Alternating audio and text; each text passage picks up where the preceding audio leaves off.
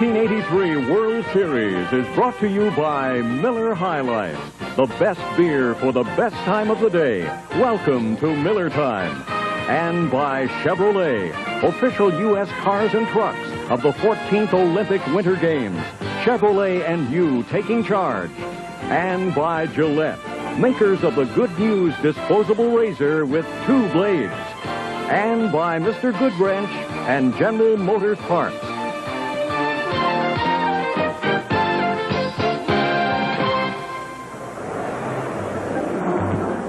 Ladies and gentlemen, it is time to meet the participants in the 1983 World Series. First, the American League champion Baltimore Orioles.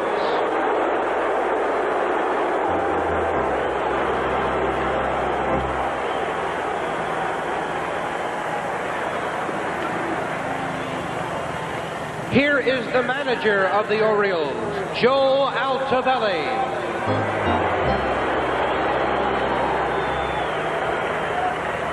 Now the starting lineup. Leading off, the center fielder, number 1, Al Bumbry. Batting second, the right fielder, number 28, Jim Dwyer. Hitting third, the shortstop, number 8, Cal Ripken Jr. Batting fourth, the first baseman, number 33, Eddie Murray. Hitting fifth, the left fielder, number 38, John Lowenstein. Batting sixth, the second baseman, number 25, Rich Dower. Hitting seventh, the third baseman, number 10, Todd Cruz. Batting eighth, the catcher, number 24, Rick Dempsey.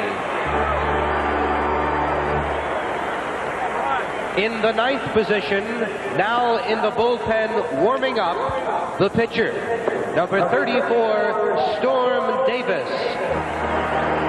And here are the rest of the 1983 American League champion Baltimore Orioles.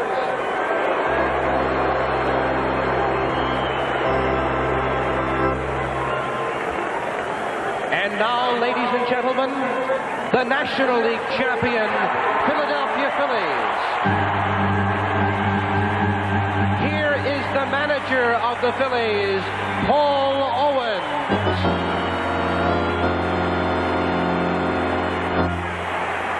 Now the Phillies starting lineup. Leading off, the second baseman, number 8, Joe Morgan.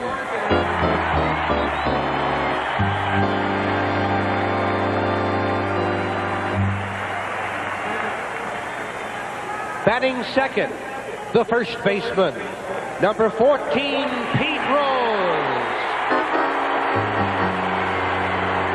Hitting third, the third baseman, number 20, Mike Schmidt. Batting fourth, the right fielder, number 23, Joe LaFay. Hitting fifth, the left fielder, number 34, Gary Matthews. Batting sixth, the center fielder, number 21, Greg Gross.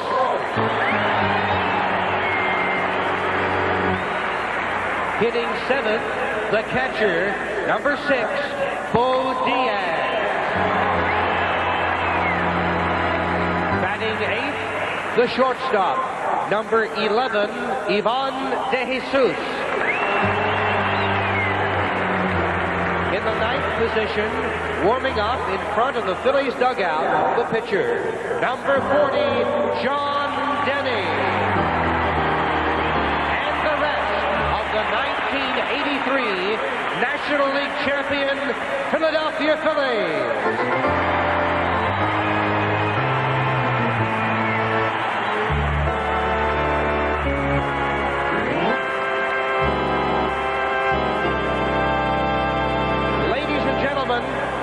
Please rise as we honor America with our national anthem, which this afternoon will be sung by recording and television star Patti LaBelle.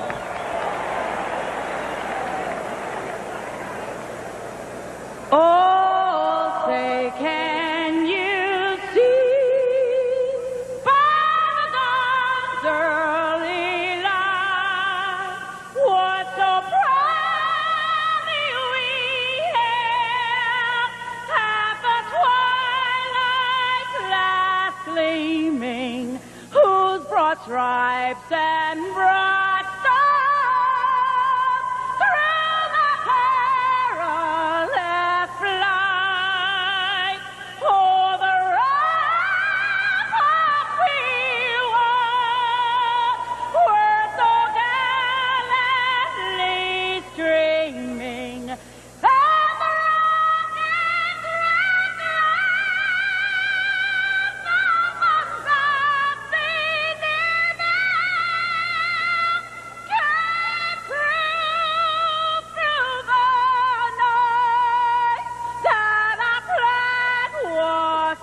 of the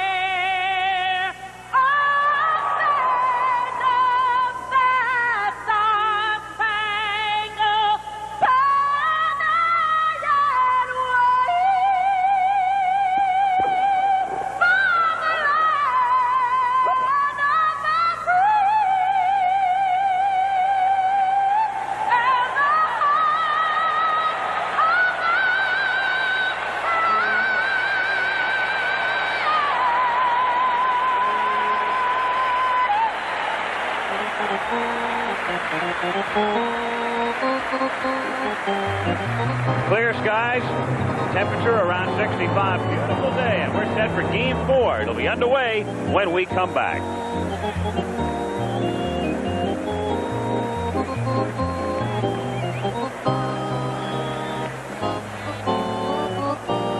Ladies and gentlemen, we direct your attention to the commissioner's box on the first base side of the Phillies dugout. In 1950, like 1983, the Phillies won the National League pennant.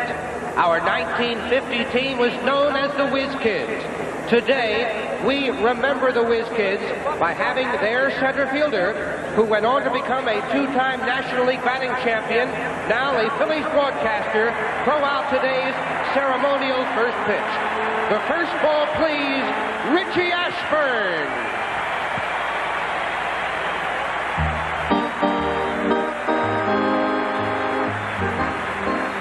Richie Ashburn, now a broadcaster with the Philadelphia Phillies and a very popular man.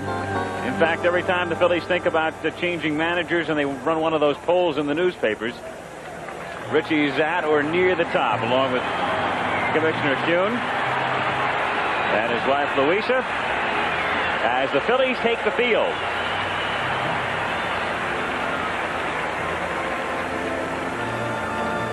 Defensively for the Phillies, Pete Rose back in the lineup at first base. No need to tell you what they've been writing about in Philadelphia this morning. Rose's absence yesterday. Morgan at second base. Joe has hit 2 home runs in the series. And then Ivan De Jesus, who was involved in the key play as it turned out last night. He was charged with an error on the ground ball that scored what turned out to be the winning run. And Mike Schmidt still hitless is at third. In the outfield for Philadelphia, it's Gary Matthews in left field. And then in the platoon situation, they've got Greg Gross in center field in place of Maddox. And around in right is Joe LaFay, who played in Game 2. Back of the plate is the everyday catcher, Bo Diaz. And the pitcher, John Denny, was actually acquired last year, and they thought he was damaged goods. He was expendable.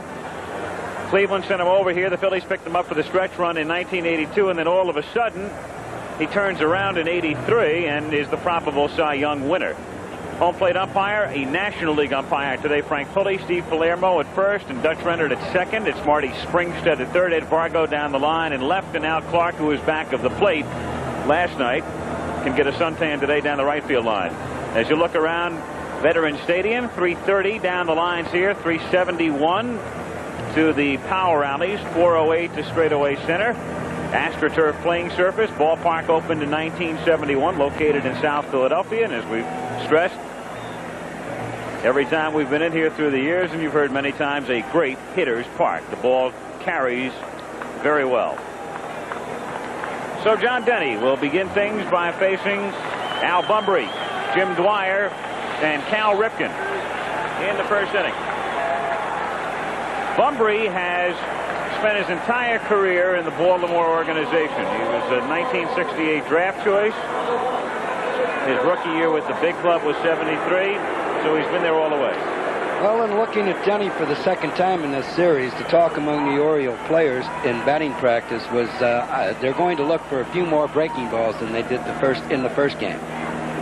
And he starts him with one for a strike. And it didn't look like Al was looking for it. Denny, the winningest pitcher in the league this year, 19-6, with a 2.37 earned run average. Denny, 30 years old, throws another curve, and Rose backhands at first base, and Denny gets there in time for the out. That was another breaking ball. Was out in front of it just the least bit. We get to see it. Hit to Rose's right. Got it before it took the short hop. You see how Pete takes his time and gives John a perfect throw as he runs over to cover first base. One out, and Jim Dwyer is the batter. Dwyer, much traveled. Among his stops, St. Louis, where he was a teammate of John Denny in the mid-70s.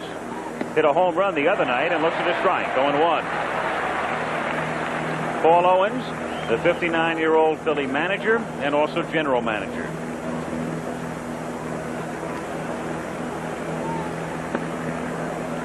One and one.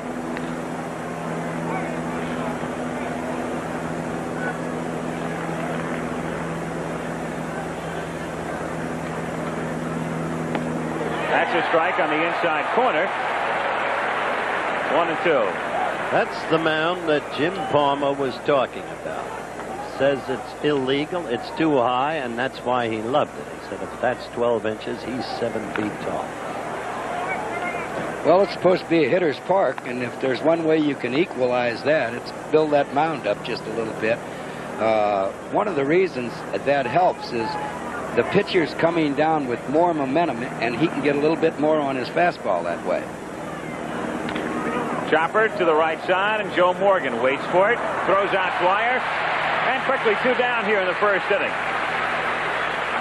Cal Ripken will come up, and it's well documented now. The middle of the Oriole order, the heart of it, really struggling. Ripken 2 for 10, and of course Murray to follow 1 for 12. So who would have believed if somebody would have said Ripken and Murray would be 3 for 22 on Saturday, that Baltimore would be leading in the World Series 2-1. One thing today, Cal Ripken Sr., talking to me privately, told me that Cal Ripken Jr. was going to get one of those breaking balls and hit it out of the park, but I think he's a little bit prejudiced. There he is, the third base coach. 1-0 on Junior, who looks at a fastball for a strike, and the count is 1-1.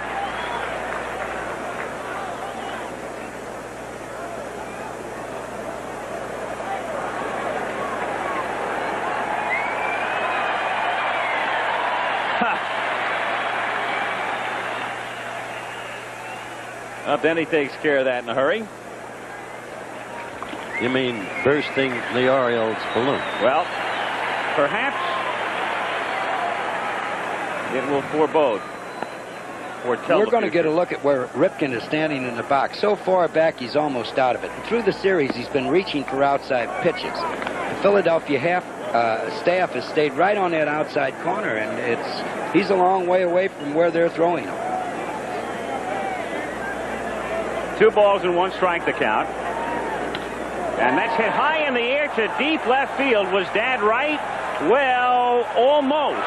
It stays in as Matthews makes the catch in front of the wall. So the Orioles are out in order. And after a half, it's Baltimore nothing and Philadelphia coming up.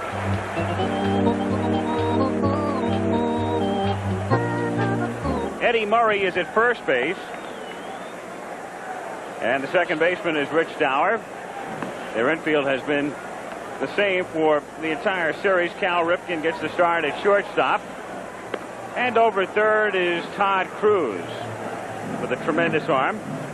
In the outfield, platoon situation in left, and it's John Lowenstein who had 3 hits in game 2. Out there today in center field, the man they call the Bumblebee in Baltimore, Al Bunbury.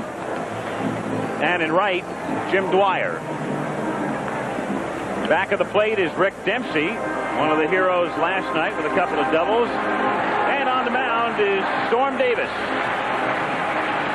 whom Mike Flanagan refers to as Cyclone. They call Palmer Cy. And of course, so much has been made of the physical similarities between Palmer and Storm Davis. And that's the nickname Flanagan gave him. As Joe Morgan stands in, he's had 2 home runs in the series. 1 in game 1 and 1 last night. And count is 1-0.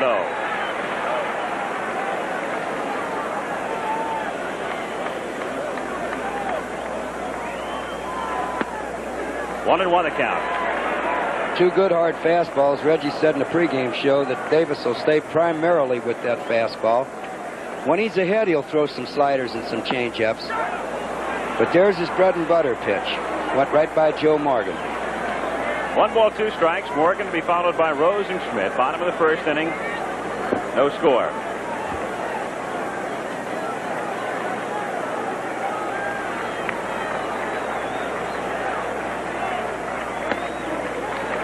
Two and 2 now. You might think a 21-year-old would be nervous, and he certainly has to have a few butterflies in his stomach. But this is a cool customer out there. Full count, 3-2 on Morgan. Joe, 4 for 11 in the series. If the bullpen he warmed up on was not as high as this one, it's going to take him a hitter or 2 to adjust to it. And down he goes. He kept it in on him, and Morgan strikes out, and you can see him turn and ask Frank Pulley if that was a strike had he not swung. We'll see it again. Pitch sailed to the inside half of the plate. And it's funny how all hitters will ask the umpire after they've swung if it's a strike. But if it's a called third strike, they'll always disagree with it. You rarely see the umpire say no. Rose takes up high, 1-0 to count. So Pete back in the lineup, and of course there is Tony Perez, who started at first base last night. Foul back, and the count is 1-1. Pete Rose has always been a real good high fastball hitter, and that's where Storm Davis will be pitching him. Not on design, but he's got the high hard one like they talked about in the real old days. We'll get an indication of how good Storm Davis's fastball is going to be if he keeps it above the belt to Pete Rose.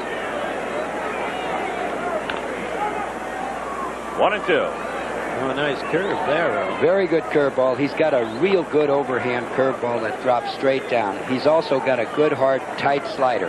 And he uses those pitches when he's ahead of the hitter. If he falls behind, goes with his strength.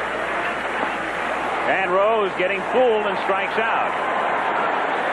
So Morgan and Rose strike out. Interestingly, that's the way Boddicker began game 2 the other night in Baltimore, striking out Morgan and Rose. That pitch was 95 miles per hour, and I judged.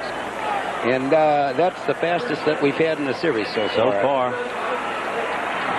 Mike Schmidt, who told Howard before game 3 that he was swinging the bat well, but he was 0 for 8 going into game 3 and was 0 for 4 last night. 1-0 the count.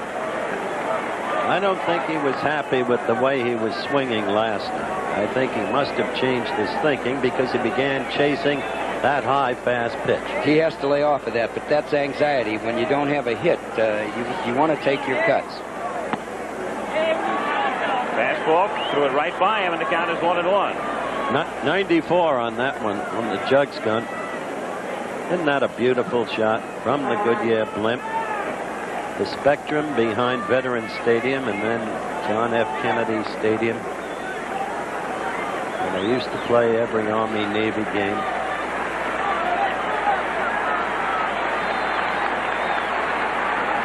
One ball and one strike to count on Schmidt, the 2 out. And it's 2-1. The Phillies looking for a rally. They have 5 runs in the 3 games. 4 on bases empty homers, and the other an unearned run. And Schmidt pops it up in foul ground and back out of play.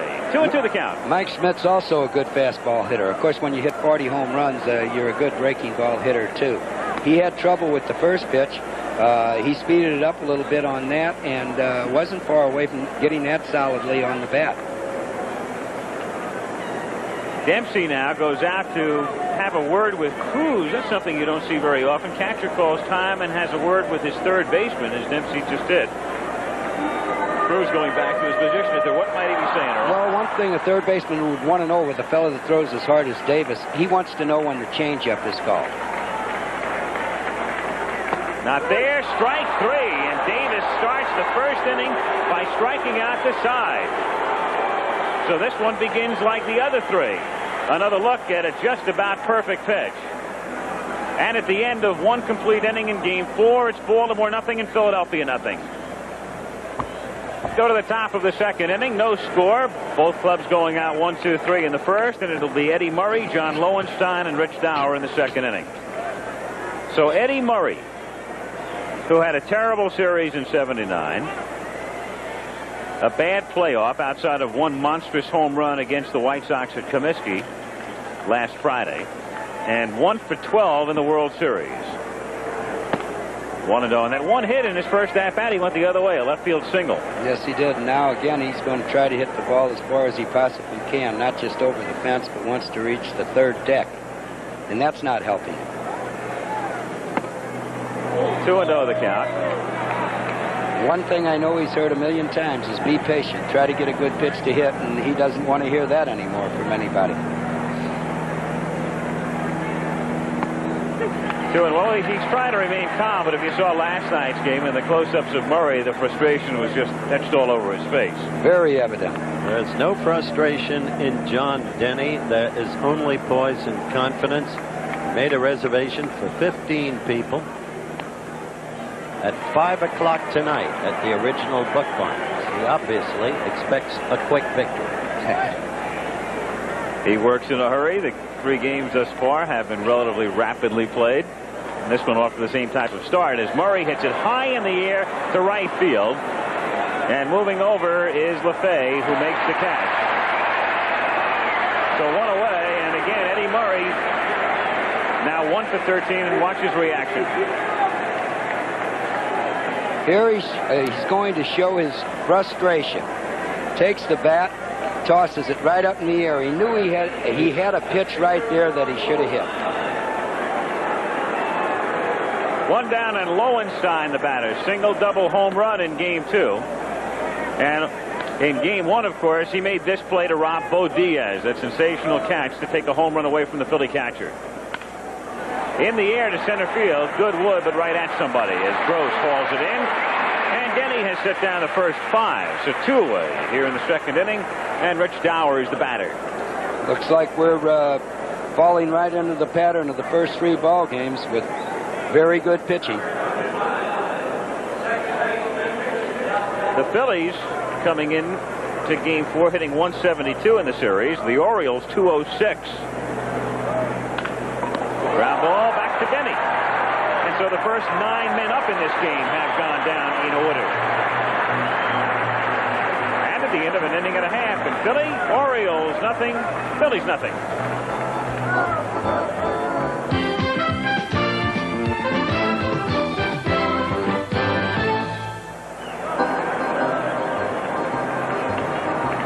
And the commissioner's box here in Philadelphia, Bowie and Louisa Kuhn, and man in the blue hat, of course, Happy Chandler, former commissioner. And in the middle of that picture in the second row was Kuhn's trusted assistant, Sandy Haddon. Bevy of other folks there whom we may have the opportunity to identify later. Want to know the count. George Foster looking on. Now the Mets left fielder, of course, and then looking at some of his teammates, in fact. His ex-teammates from the Big Red Machine days as LeFay fouls it back. And the count 2-1. Again, there's no mystery when Storm Davis falls behind in the count. The count was 2-0, and there was that good hard fastball. Davis is throwing at Gossage and Nolan Ryan speed. And Reggie Jackson made the point in the pregame show that he would be doing this because Altobelli told him he only had to go 6 or 7 innings. It could be stretched out by Davis himself. If he feels good in the 6th or 7th, they might. He's got a little bit of a lead. They might try to leave him in just a little bit longer. However, it remains to be seen if the Phils adjust. LeFay popping his foul and drifting back out of play, so the count stays 3-2. The Oriole coaches and Joe Altobelli himself will be watching the speed gun along with us to see if he drops anything as the innings go on.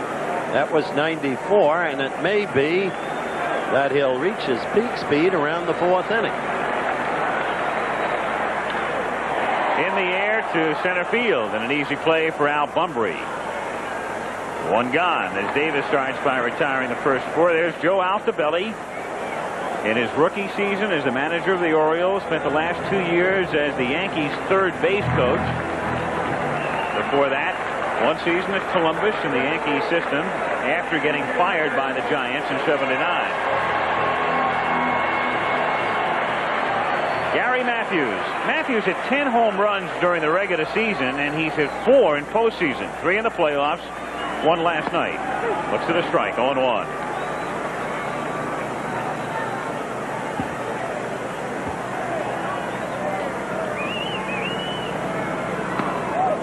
0-2. A good curveball. That was beautifully, and that ball went right down, as you suggested earlier.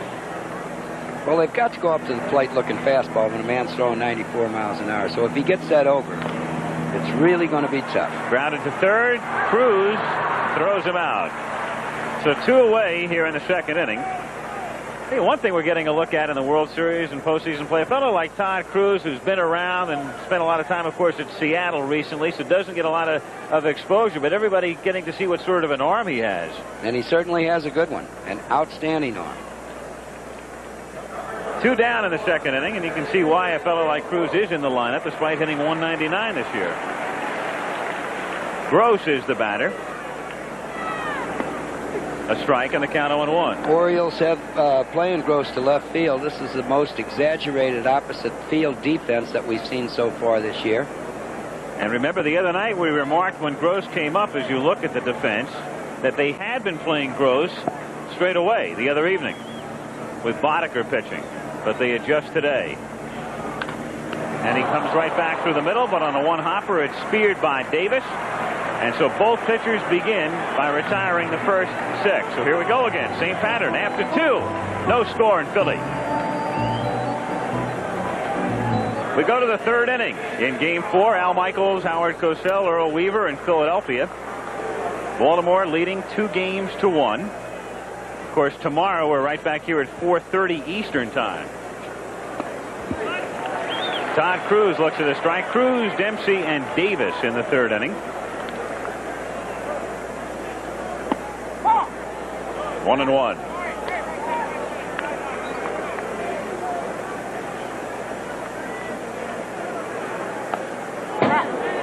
Check swing foul, and the count 1-2. We're in the bottom 3rd of the Baltimore order, and they weren't supposed to do much during the course of this season. But in the 2 victories, they've come through pretty good for the Baltimore Baseball Club. Absolutely. Chopper by the mound, and De Jesus near the bag has trouble, and that costs him. Otherwise, if he fields it cleanly and makes the transfer, he probably gets him. Couldn't get the ball out of his glove, or so it appeared. Could not get the ball out of his glove. It's one of those AstroTurf base hits. Hit, that ball on grass would be right back to the pitcher. You see Denny shrink his shoulders there, but there's the important part of that play. He got it caught in his glove. We had a good picture of it, and Cruz beat the ball out. One more shot, had a double hitch, and took just a little too much time. So Cruz is at first, and Dempsey, who had 2 doubles last night, looks at a strike, and the count is 0-1. That was a curveball, and ordinarily Rick Dempsey has some problems with curveballs, but we're in the World Series now, and he seems to be able to rise to the occasion. Cruz at first. It's been scored an infield hit, and there's Denny's good move to first base, and it almost caught Todd.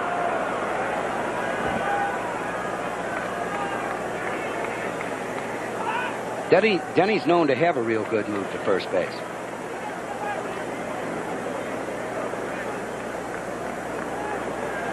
Rose holding Cruz on. And it's inside. 1 ball and 1 strike on Dempsey.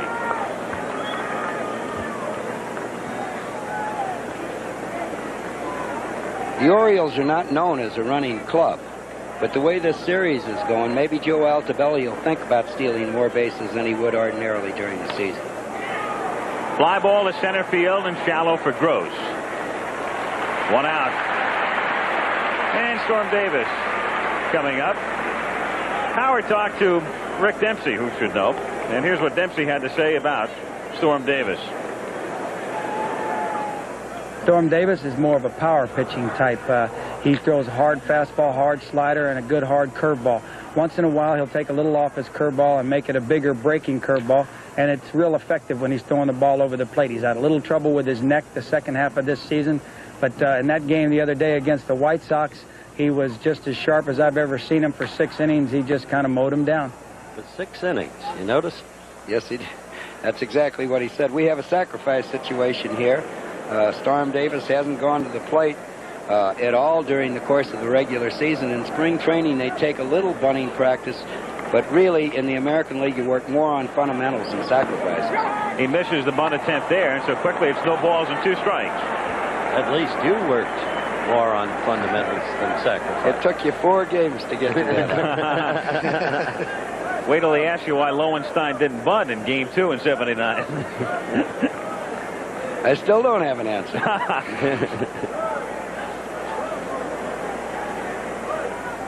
He's around to bunt again and misses for strike 3. So Davis can't lay one down, can't even make contact. That's the first strikeout for John Denny. And that's understandable. Last night, Sixto Lescano was in a sacrifice situation and failed to get it down. So the top of the order now in Bunbury. Game like this, 2 pitchers going like these 2 have been going thus far. This game might well turn on who hits first among the big hitters, whether it be Murray or Schmidt. As I said, the Orioles are not a running ball club, but with 2 outs and a singles hitter at home plate, you might look for something here. 0-1 the count. Might look for a pickoff with Denny's move. He's got a good one. Denny thinking the same thing that you are and goes over there. He's got 2 moves like most pitchers have. He'll wait for Cruz to get an extra step before he gives him the real good one. And that was the real good one. He's quick. Along with that, he's got a quick release to home plate. Did you see Rose question that? First base umpire? Telling Palermo to bear down, I guess. First base umpire from the American League. And Bunbury drills it to left center field, but Matthews is there and stays with it to make the catch. Bunbury hit it right on the button. No runs, 1 hit. Leave Cruz following after 2.5. No score. 4 innings matches in Ryder Cup play. The United States and Great Britain tied 6-6 with play to resume this afternoon. Look at that graphic. Sandy did that. The opening game of the '63 World Series against the Yankees. Today, Storm Davis did it. Only 21 years old. I'll tell you this. The Dodgers really stormed the Yankees that year. Beat them in 4 straight. Drysdale pitched as great a game as I have ever seen pitched in that series. Bo Diaz leading off. De Jesus following. It's hit in the air to shallow right center field. Dowers going out and calling for it and makes the catch. So one away, and Storm Davis has started by retiring the first 7 men he's faced. Up comes Ivan De Jesus, a Goodyear blimp high above Veterans Stadium in Philadelphia. And a shot on just a gorgeous Chamber of Commerce afternoon. It certainly is that. Couldn't be a better day for baseball. Had some rain for game 1, but no stoppages. A little fog for game 2. And then they picked the right day for the off day because it's Ford here on Thursday. That's a strike to De Jesus, and the count is 0-1. Ivan 2 for 9 in the series. 1 ball, 1 strike to count. 17 hitters have gone to the plate, and we've only had 1 ball hit hard. That line drive that Bumbry hit to him in the last half inning.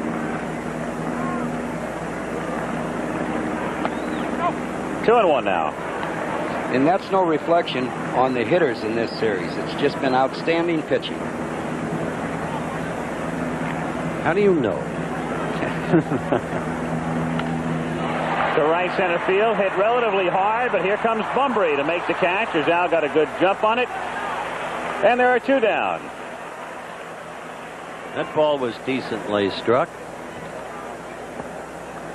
Bumbry came a long way for this ball. I think the ball was hit a little bit on the trademark. Hung up there just long enough for Al to get there. He's got good speed, too. John Denny, 170 career average. Fouls it into the upper deck, and the count is 0-1. Yeah, just as good a cut as some of the hitters have had up to this point.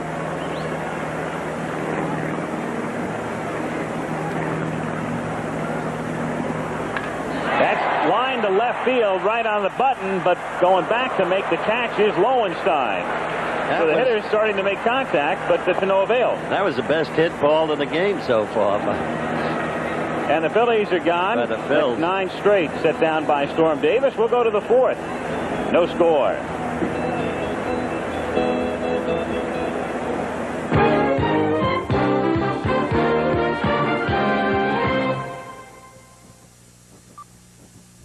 Those 2 men have won a few games in their careers. Jim Palmer, foreground. Dennis Martinez, but right now both relegated to the bullpen. At one time in the clubhouse, Palmer was known as Cy Old, and Dennis Martinez was known as Cy Future. All those names came from Mike Flanagan. And goes Davis, Cyclone. I had a laugh about Davis as Dwyer leads off here in the 4th. They talk about him being a Palmer clone, even to the extent that he had, neck problems this year as well? The last month of the season. You've heard Jim complain about that from time to time, haven't you? I have. I've heard Jim complain about many things from time to time. He can stir anything up. He invented the almanac. Happy birthday, Jim Palmer. 38 today. Dwyer drills it to right field. The fake comes on and has to play it on the kangaroo hop. Thought for a moment he'd come in and make the play, and then he thought better of it. So Dwyer continues to show his ability to cope with John Denny.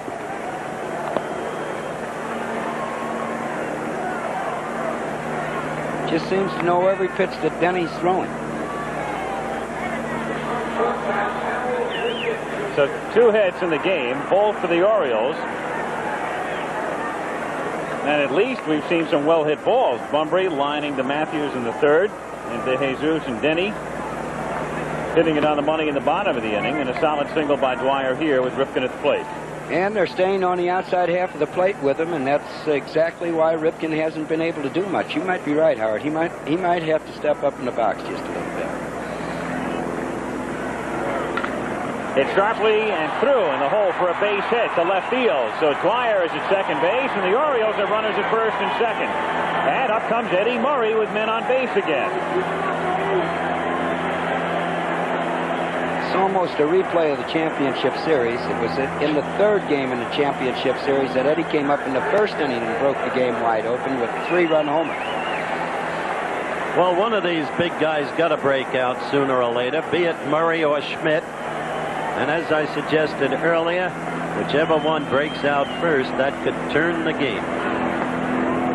1-0, boxed by Diaz, but no advance. That was a fastball, and Eddie never moved a muscle on that pitch. It seems to me like he's standing up there waiting for the first good breaking ball to hit. That was an 88-mile-an-hour fastball. Eddie Murray hit in the clutch during the regular season. Runners in scoring position. His average was .341. Lines it to right field, and he gets a base hit. LeFay plays it on a hop, and they will stop Dwyer at third, so they're loaded up on 3 solid singles here in the 4th inning. He hit a curveball. There were indications on the first pitch when he didn't even offer it that fastball that he was looking for it. And the Philadelphia bullpen will get busy. And LeFay has one of the greatest arms in baseball. First, the runner had to wait to make sure the ball couldn't be caught. And then second, you don't run on this kid. He has some arm. That's exactly right. The ball was hit hard, Howard. He was cold turkey if he tried to go home. So Lowenstein comes up. Philly infield looking for the double play. They'll concede a run on a grounder, and it's a strike. 0-1. The way they are aligned right there, De Jesus and Morgan will turn a pair to try to stay away from the big inning and concede a run on a ground ball to them. It's fouled outside first, and the count, no balls and 2 strikes.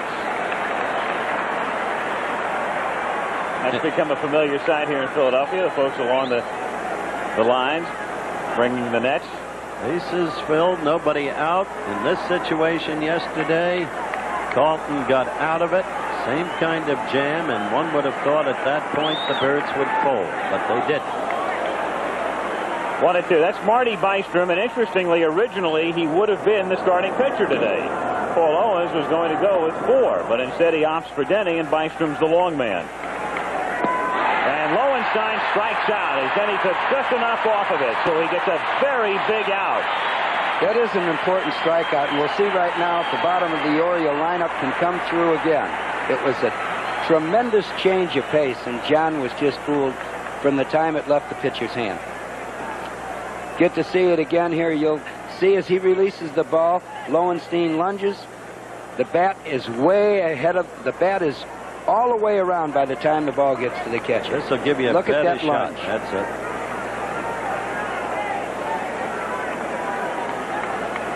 That's Denny's father. We told you that warm and touching story of how they were reunited after so many years. Dower takes that 5. John flying him in from Australia. Exactly. Turn home.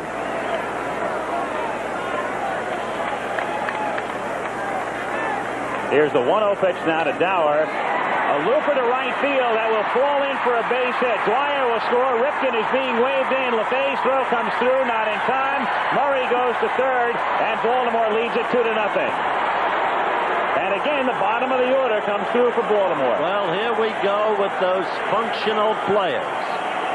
Earl has described why he likes Dower so much for you in earlier telecasts, and somehow this team, as you look at it again, this kind of player comes through. Note he went to the opposite field, Earl, where he's so adept. Yes, he did.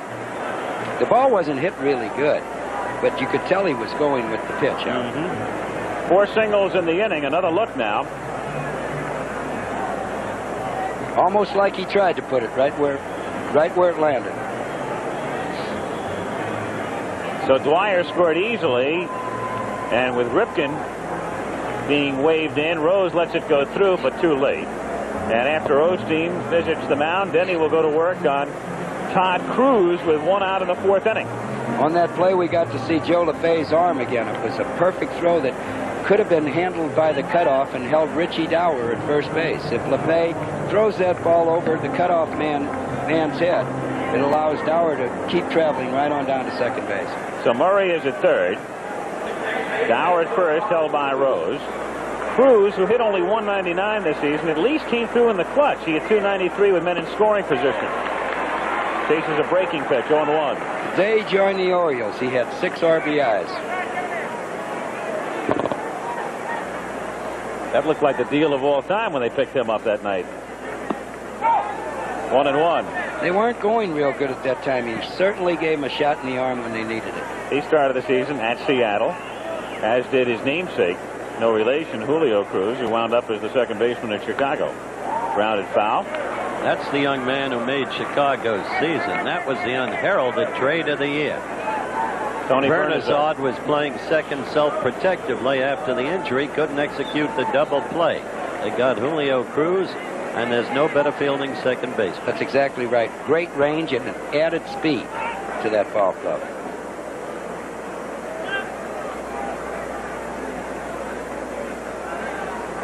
One and two the count on Cruz. Philly infield double play depth. And it's fouled straight back. Why did you duck? Well, it looked like it was coming into the area here. I can't count on Weaver, and I know I can't count on you. No, I couldn't count on you. I learned that the hard way. Still 1 ball, 2 strikes on Cruz. To me, with the real good breaking ball that John Denny's got, the last 2 pitches were fastballs, and they were up. He's throwing his fastball at 87 miles an hour. Good breaking pitch, struck him out. What a beauty. Strikeout number 3 for John Denny. A big out if they can strand this runner at third. We see a very good curveball here. You can really see it break in this good picture. And if you throw Todd Cruz that pitch, he's not going to get the bat on it a lot. That's why I was surprised when Denny threw in the 2 pitches, 2 fastballs previously. Now here's an interesting situation. Even though is. It's not first base open, a base is open, and thus they will walk Dempsey with runners at first and third, and take their chances with Storm Davis, who could not make contact as he attempted to bunt in the 3rd inning. Paul Owens was talking with me today on how impressed he is with Rick Dempsey. You watch him in the series, you certainly have to be. Dempsey's done everything that had to be done so far, including help out offensively. Earl, tell me about your feelings in regard to that strategy right there, first and third, and the intentional walk. I think it's a very good move. It puts a little pressure on Denny, the pitcher. He has to throw strikes. If not, he's going to walk in a run. But when you got a pitcher that won 19 games during the course of the ball game, you have to trust him. If you can't trust this fella that's out there now, you can't trust anybody. Starts Davis with a strike, and so the bases are loaded. 2 down, 4th inning. Baltimore leading 2-0.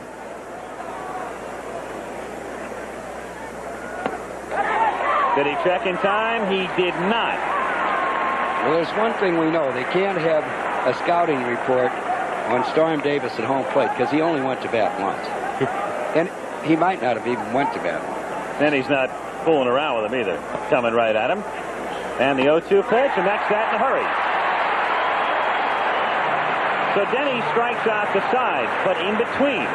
2 runs, 4 hits, and after 3.5, 2-0, Orioles.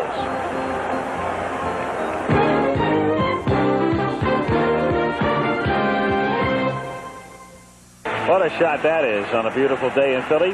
That's Independence Hall. That's Philadelphia, historic city. Joe Morgan to lead off, bottom of the 4th. By the way, halftime of the football game this afternoon featuring Nebraska and Missouri, a live interview with Marcus Dupree.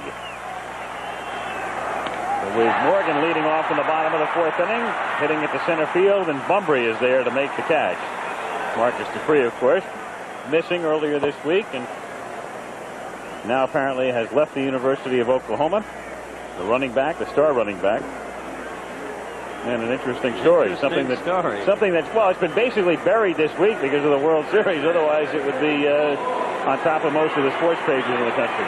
Talking about southern Mississippi, aren't they? That's what I saw this morning. Pete Rose, a strike, and the count 0-1. Well, we should get the scoop at halftime.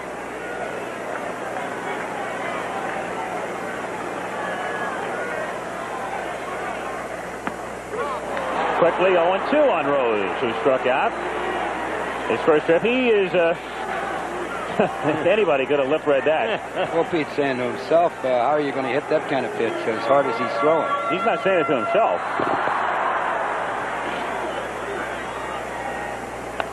Rose fouling it back. It remains no balls, 2 strikes. I wonder what 93 miles per hour on the fastball, so the speed is still up there. Yet they've been getting wood on him. Backs him off. Last 3 balls were hit hard, including the one by John Denny, the pitcher.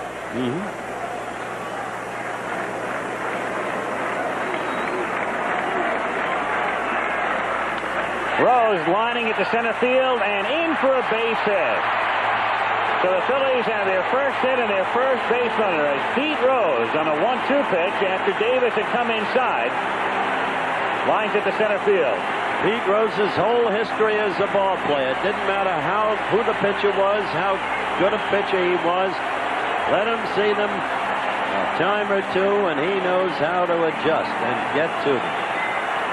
Well, after he saw the one curveball, he said something to the umpire, but he might have said, throw me that curveball one more time and see what happens. And that's what the pitch was. Now, Murray got a single. Turned out to be a very important blow. Schmidt still hitless in the series, hoping to explode. Mike 0 for 13, fouling it away, and the count is 0-1.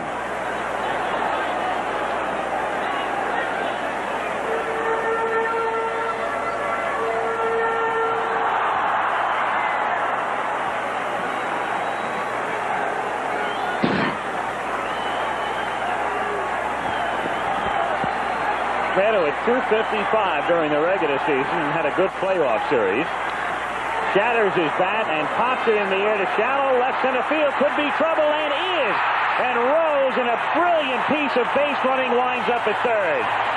Very few players would do what Rose did. That's a ball that lands between 3 fielders, and yet Pete, he's been around a long time, has the uncanny sense of knowing it's going to fall in. Always was and always will be. When you have baseball instinct like that, you know exactly what to do. Something that happened on that ball is Mike Schmidt had a real healthy cut. It hit him close to the hand. Here comes Rose again now. The minute the ball was hit into left field, Pete made a decision. It's going to drop. Here I go to third base. That showed it very well. At any rate, both outfielders took a step back on that ball because they thought it was hit harder than it was. How do you put something like that in a box score, the way Rose ran the bases in that instance? First and third. 1 out. Infield double play depth, and the batter is LaFay. 1-0 to count. So with Baltimore leading 2-0 and Joe Altobelli looking on, the Phillies, who were dormant through 3, 9 up and 9 down, trying to rally here in the 4th. And LaFay drills it toward the right field corner. Fair ball. Rose comes in to score. Schmidt is being held at third on a double by LaFay, and it's 2-1. You could see they were beginning to get to Storm Davis. We had commented that 3 straight balls had been solidly hit.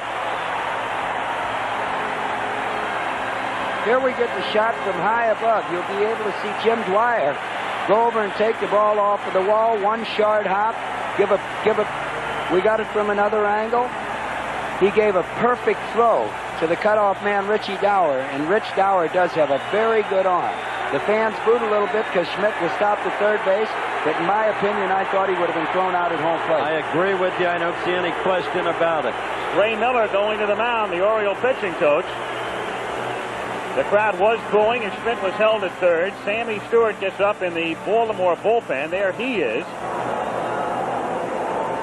That was a 91-mile-an-hour fastball that Joe LaFay hit. He does have a quick bat. Yes, he does, and he's dropped 3 miles off his fastball, but just as much as that, and I'm starting to catch up with Storm Davis. They've seen him the first time. They know they've got to get started quicker. And going into the second round, I might have to question the fact that Davis isn't throwing more breaking balls this time around the order. So Miller trots back to the dugout.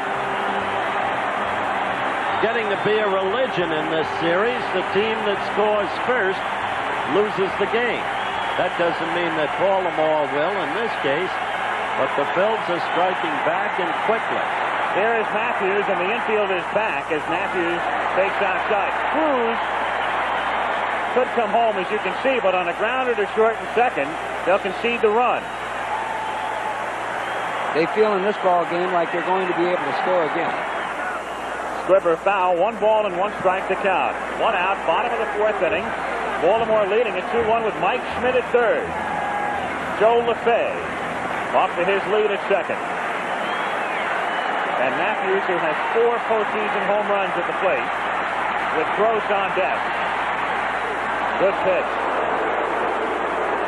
With the base open, there'd be a chance that they might try to make real good pitches, pitch around Matthews, but that pitch was a fastball. Starnes still feels like he's throwing it hard. It was right down the middle.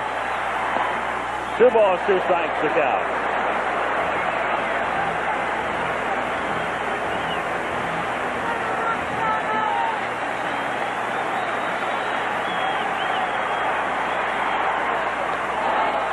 Full count.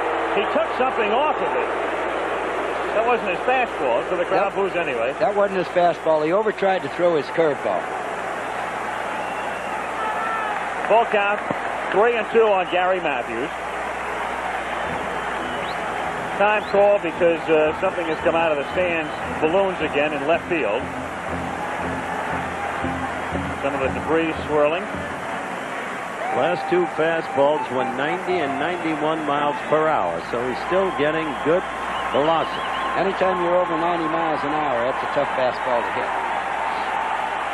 3-2 the count. Tying on at 3rd, go-ahead run at 2nd. 1 out.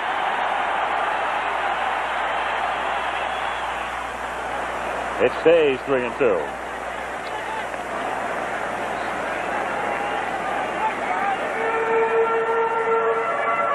First base open. Greg Gross to follow Matthews.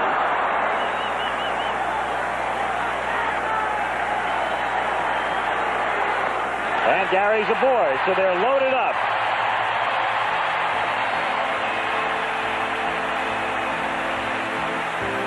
Bases loaded with 1 out in the 4th inning, and Greg Gross coming up. He is not an easy batter to double up. And he also makes contact.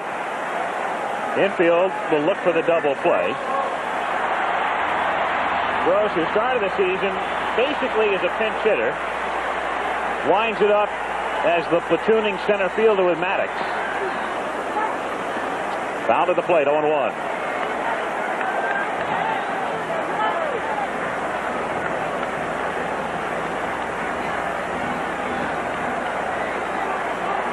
It's quite a descriptive graphic, isn't it? Yes, it is, and that's good, Howard. Fouled away, and the count, no balls and 2 strikes. The league average, by the way, in that situation would be about 58%.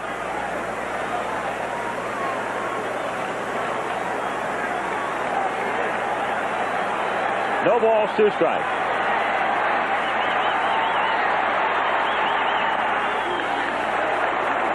One and 2 now.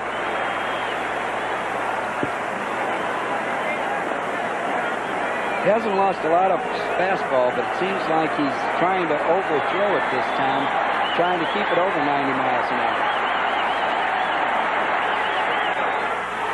Lifted in the air, curling foul. Not much room down there and back in the seats. So it stays 1-2 on Greg Gross. Bases are loaded. Mike Schmidt at 3rd.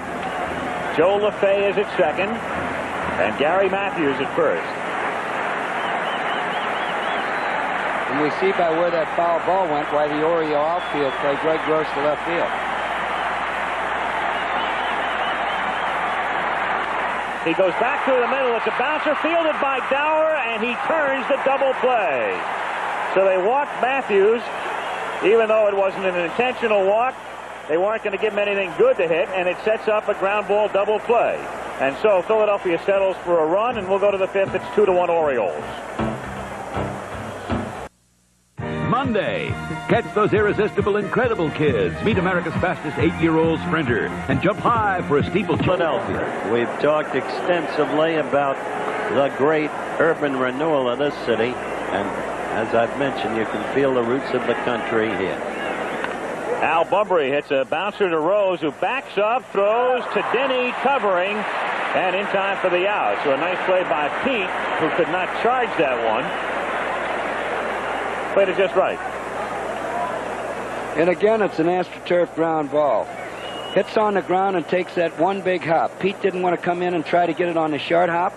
He went back, got it on a big hop, made it a little difficult to make a good throw, and Denny made a good play reaching behind him as they got the out. Excellent play.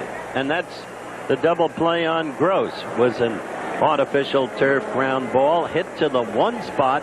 Dower perfectly placed where you could double him up. Was at the right place at the right time. That's what we say in the dugout. Jim Dwyer with the count 1 ball and no strikes has grounded out and singled. His base hit in the 4th inning started the Baltimore rally.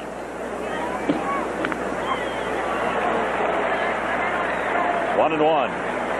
Denny for the Cy Young. We mentioned earlier on in the series that the balloting is done before postseason play starts for the Cy Young, MVP, and Rookie of the Year awards. So the balloting's over. It has nothing to do with anything that happens in postseason play, and all they wait for now is to make the announcements. And that's a good idea because you'd hate to have a wonderful season wiped out by 4 or 5 bad ball games in a World Series. Well, you know what's funny is Eddie Murray could wind up as the MVP this year in the American League. And then people will say, well, how can they vote him the MVP with this kind of World Series? Well, you've explained nothing to do with it. Exactly.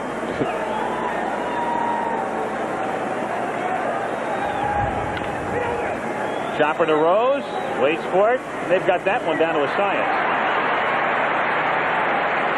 2 down, and Cal Ripken will come up on Monday night. Redskins will take on the Packers. Monday Night Football as you look down upon the city of Philadelphia. Just a spectacular, cloudless, beautiful, gorgeous day. Redskins, Packers, Monday Night Football, 9 o'clock.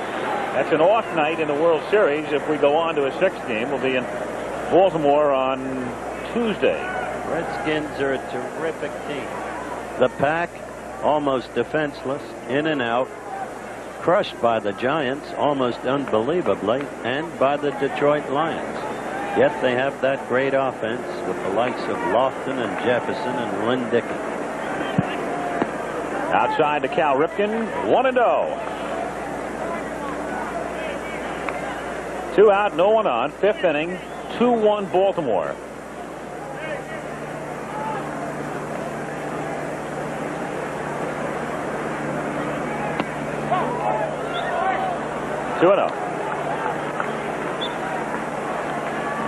Ripken hit a curveball hard the first time up. He got a base hit on a fastball. The first 2 pitches to him this at bat were curveballs.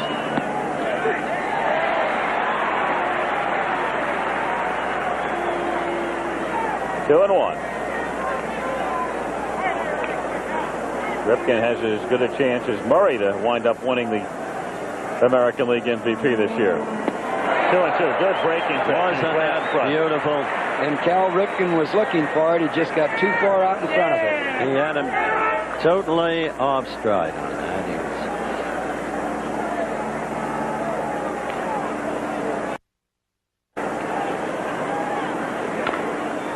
That's off his foot. That's a foul ball off his foot at the plate. And it hurt. When it rolls down that hard to third base, you know it hurts. I had a ball player who's now a teammate of Reggie Jackson's, Bobby Gritch. Every time he hit one into the dirt, whether it hit his foot or not, he'd go down on the ground, and you'd be surprised how many times he got a foul ball called on it.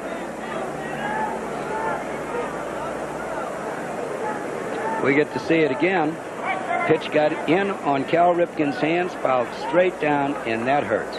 Believe me, that hurts. Come again. What were you saying? You're saying somebody was faking it, in other words? Bob Gritch. Every time he hit a ball like that, even if it went out to the shortstop, and he got a lot of foul balls called. That's grounded foul. Does he still do it? Yes, he does. Ask Reggie. He knows.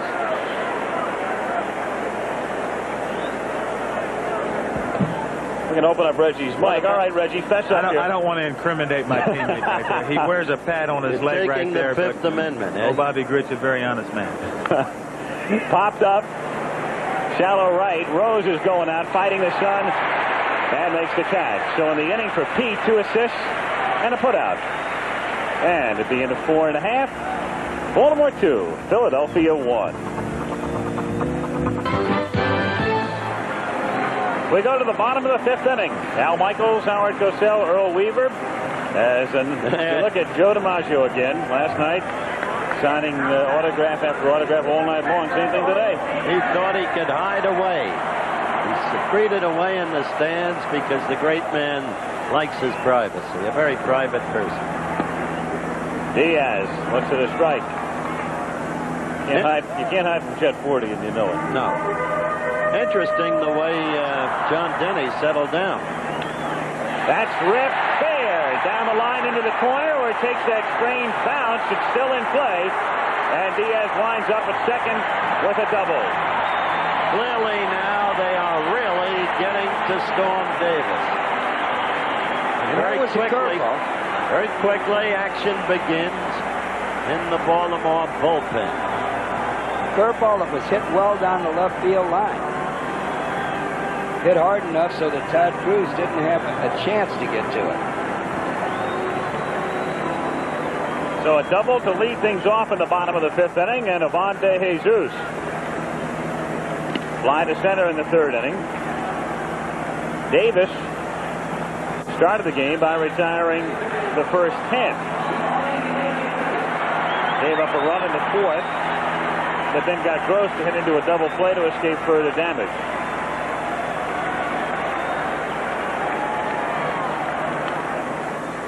Squib foul. You could definitely tell that De Jesus is trying to go to right field to get the runner over. Right. I think it's a little too early in the game, 5th inning, to be playing for 1 run just to tie. John Denny has shown that he's settled down. He's starting to pitch real good ball. Had a 1-2-3 inning last inning, and I don't think there's any thoughts of Paulo and pinch hitting in this situation. Well, it stirred in the bullpen. Now they've sat down again.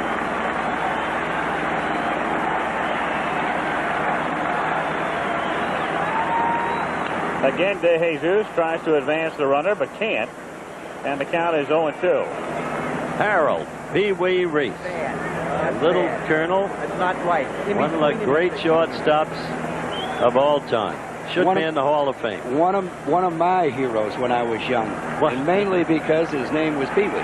You mean you're younger than Harold? Yes, I am. He had extensive knee surgery. Very difficult time with it, but he's really on the road back. Looks great. The pitch is high, and Dempsey throws down to second on a set play with Ripken cutting in back of the bag. The thing that makes Dempsey so great, I discussed it with Reggie yesterday, is the quickness of his release. He gets rid of the ball the way Joe Willie Namath used to, and it's gone. And they both had pretty good arms. Yes.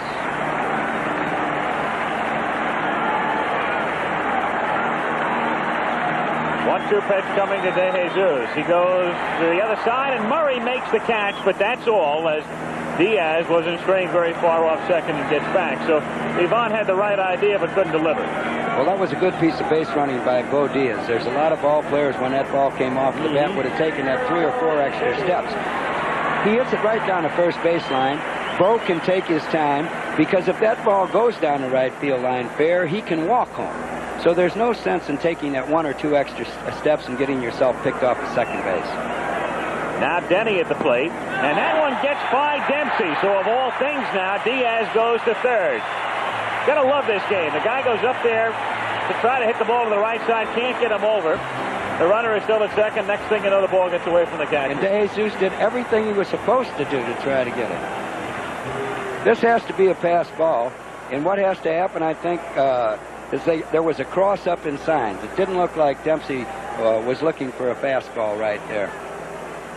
Now Altobelli goes to the mound, and they have scored at a wild pitch. Scored at a wild pitch. They have. I was wrong again. Well, that's really borderline. Normally the rule of thumb is if it bounces first, they'll score at a wild pitch, otherwise pass ball, and that was right on the edge. Yeah, but that's another reason I'm sitting up here in the booth. No, it's not. Yeah, everybody has their opinion. That's so easy to second guess. There's Sammy Stewart up now, throwing in the bullpen. In the meantime, they second guessed Paul Owens to death after last night's game. Nobody said the guy had LaFay properly placed in the lineup when he doubled and knocked in the Phillies' run. Denny is a tremendous bunter. and it's illustrated right there. 17 sacrifice bunts. The infield is in. What about the possibility of a squeeze here? Definitely a possibility to squeeze, and that's one of the reasons I think Joe Altobelli went out there. But he doesn't. He goes to left field on a line, and it's not caught, but Diaz has to scramble home, and the throw hits him. So he is safe. Denny is on his way to second. The throw from Davis gets by Dower, and is backed up by Bunbury. What a break for the Phillies on a ball that Lowenstein had trouble with in left field. Diaz was tagging. Now, Bo is not a fast runner. Watch again from high above and see how the play develops here. Look how close the umpire is, and he called it right away. John knew he still had a chance at home plate, and it was a perfect throw. But this is one of the plays where the manager wants somebody to grab the ball and stick it in his pocket, because it looks like the base runner's just going to keep going. Once again, on the Diaz is tagging. Chances are, if the catch is made, he doesn't come here. But at short hop, then he starts to come, and then he's lucky that the ball hits him. Davis picks it up, and his throw is alertly backed up by Bunbury to prevent any further advance. So it's a single, and it's an error charged to the left fielder, Lowenstein, which would mean no run batted in. That's the way they scored it.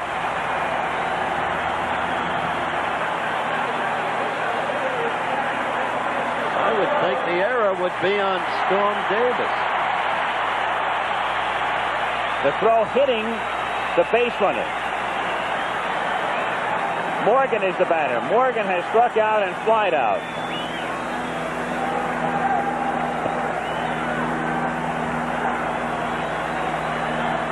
The word from the score now, we'll give you in a moment, is they will give him a run batted in fact, and contend that Denny advances on the error because the ball hit Diaz sliding in. And that's right. Morgan takes outside. But there Lowenstein is credited with an error on a perfect throw to the home plate. The runner just got there an instant before the ball. And someone said once that they should have a column for team errors, and that's the type of play where it should go in. Strike to Morgan. Meanwhile, the game tied 2-2.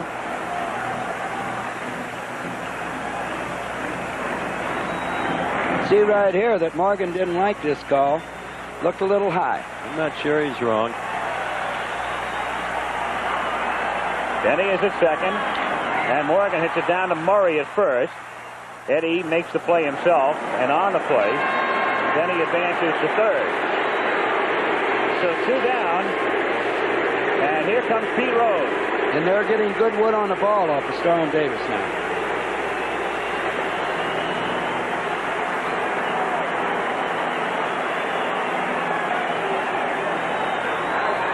Rose has struck out and singled. Scored the Philadelphia run in the 4th inning, their first run. Denny at third, 2 down. Swung late at a fastball, 0-1. And finds so many ways to beat you. Al, you pointed it out with his instinctive base running on the Mike Schmidt pop that fell among 3 players. Looks the field over, can hit in all places.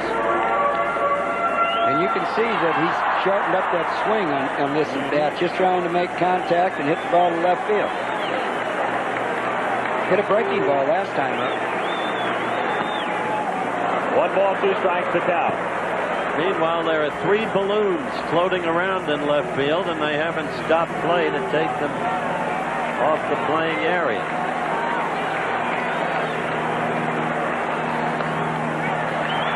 2 balls, 2 strikes on Rose.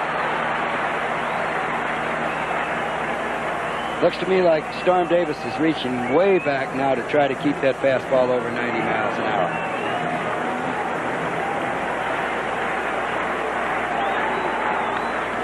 To left center field, a base hit, and it gets by Bunbury. Rose around second, around first, and into second as Denny scores at 3-2. He is answering back for being benched last night. He gets his opportunity, and professional that he is, he comes through. What a remarkable, intense competitor. Here it is again. High fastball hitter, we said earlier, and that's what it was. And now, there's an AstroTurf bounce, and I just don't see how they can give a fella an error on that play. It should be scored as a double. That's the way I marked it. I don't care what the scorer does. In the meantime, you knew he was going in that direction. He just punched that ball out there. Pete has always taken what he's been given. You're going to pitch him away as a left-handed batter, he'll go there with you. 3-2, Philadelphia on top as Mike Schmidt comes up. Schmidt has struck out and singled.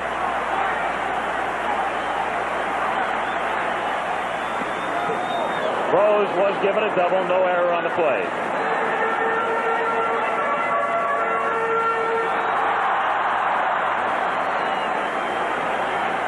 What interests me is the way they're staying with Davis, and Stewart has stopped warming up.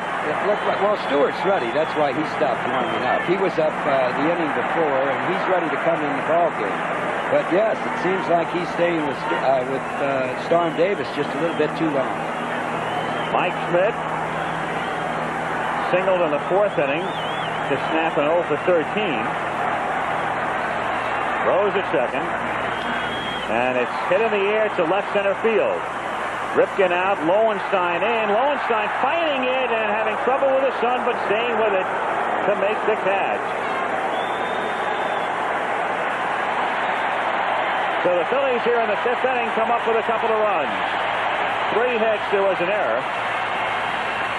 And a man left on. An isolated look now at Lowenstein's throw hitting Diaz, who comes in to score the tying run.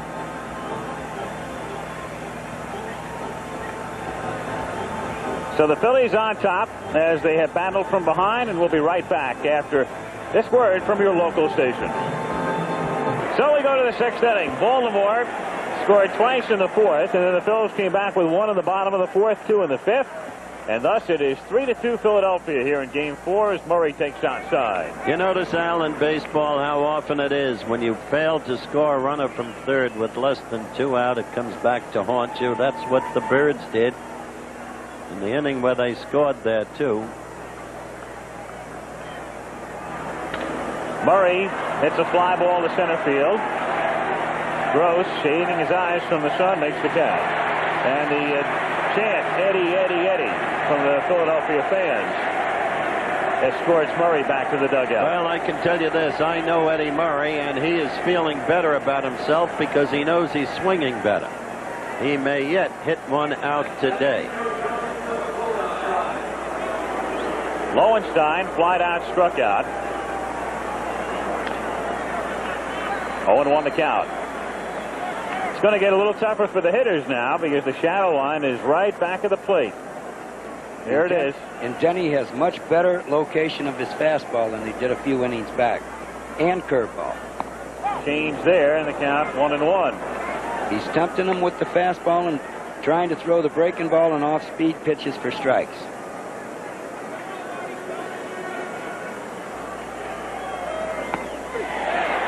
One and two now. And got that one right on the corner.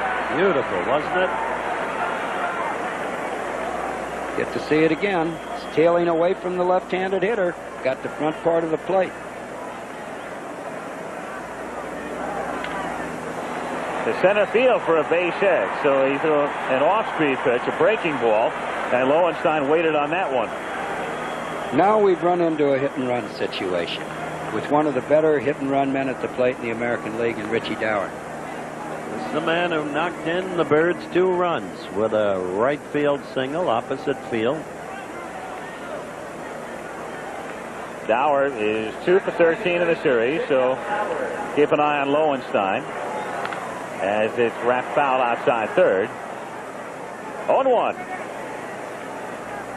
If they do put on a hit and run, I'd like to explain that Richie Dower does not try to pick. There's Lee May, who did an awful lot of driving and runs for me. And that man drove in a few runs for you, didn't he? That's who I'm talking about, Lee May. Right. And Richie will not try to pick a hole second base or shortstop. He'll just try to get the bat on the ball and hit it hard. No balls, 2 strikes the count.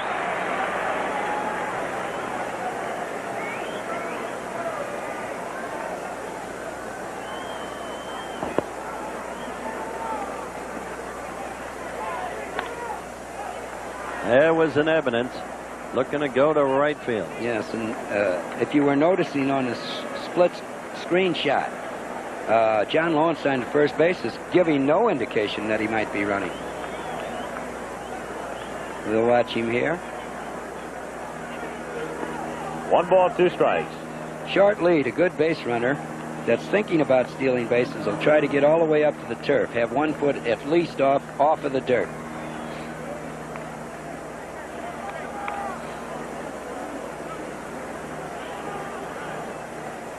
Denny taking a lot of time between pitches here, uncharacteristic of him. That's grounded fair by third, and Matthews will have to charge in to make the play. They will still hold the runner at third as Cal Ripken put out the stop sign for Lowenstein, and Dower winds up with a double. So the Birds on their way back with runners at second and third. If Ripken had decided to let him go, it was going to be a close play at home plate. I believe he would have made it. I question what Cal did there. Well, this ball here came back into the center field. Lowenstein, as he rounded second, had intentions of going, but Gary Matthews comes in pretty quick. And that's about as tough a play as a left fielder can possibly have. As you see it again, Matthews, number one, has to think that maybe it won't hit the railing, and he has to go down into the corner. And then, of course, he has no option. He has to protect against that, and Karam's back out as Osteen visits the mound. And in the bullpen, Ron Reed is heating up. Now a decision to be made by Altobelli. Meanwhile, following this one, a reminder, stay tuned, number 1 ranked Nebraska in action against Missouri. So you'll have a chance to watch the number 1 team in the country, the Cornhuskers, following Game 4 of the World Series. Nebraska with the number 1 offense in the country. Meanwhile, Osteen has visited the mound, and Joe Nolan has come out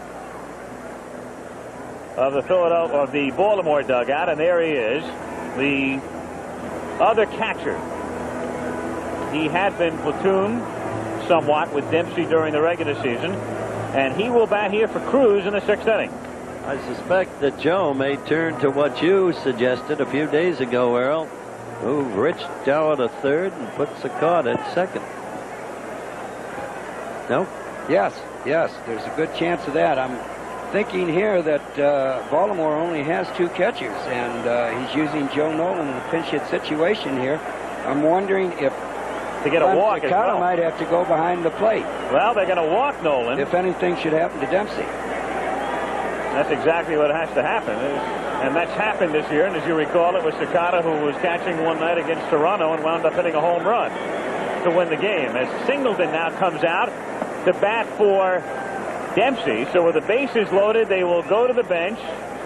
That will take Dempsey out of the game. And, of course, Nolan will then stay in the game to do the catching as he moves down to first base after drawing the intentional walk. Well, I'll tell you this. Joe is making his moves and making them quickly. He's not waiting. No, he's not.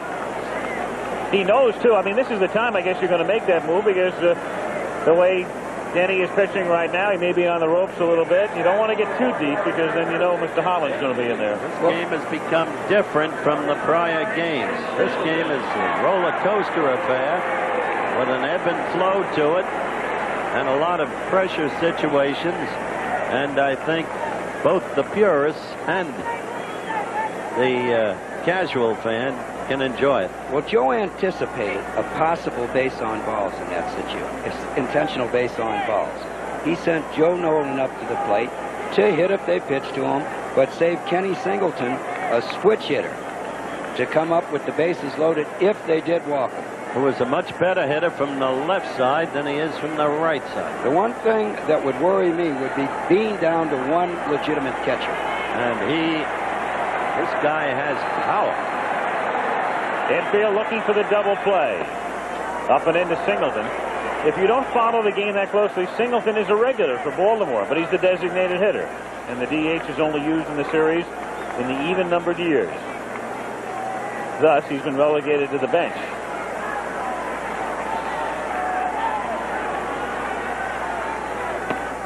2-0 the count with the bases loaded.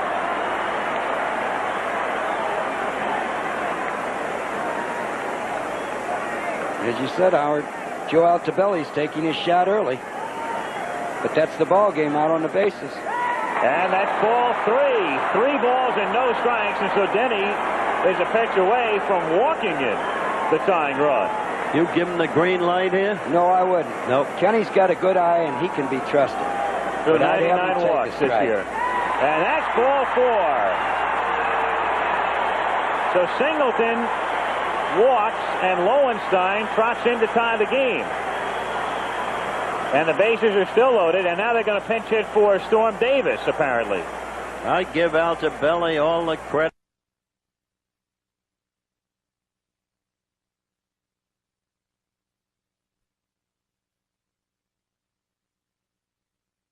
In the world. That's I tell you, that's a pretty close call right there on that pitch. Denny annoyed. And now they'll take Davis out, and that's John Shelby in your picture right there, putting the batting helmet on. The switch-hitting outfielder who platoons with Bunbury. He'll come up here and look into the Philadelphia dugout. Of course, if they're going to make a move, you always want the pinch hitter to be announced first so that he is officially in the game. Sammy Stewart throwing in the bullpen. Meanwhile, also a pinch runner coming out as Len Cicada goes down to first base to run for Singleton. So there is the only reserve infielder. And your move that you mentioned before, if Cicada going to second and Dower going to third, is what they're going to do, Al. So they'll be down to their only catcher. Their only catchers, actually, both in the game at the same time. Nolan will be back at the plate with the emergency catcher, Cicada, staying in. So Shelby coming up with the bases loaded. Now Owens will make his move. He wanted to wait until Shelby was officially announced. That puts him in the game and takes Davis out. Here comes Owens. This being the second Philadelphia visit of the inning means he has to go to the bullpen.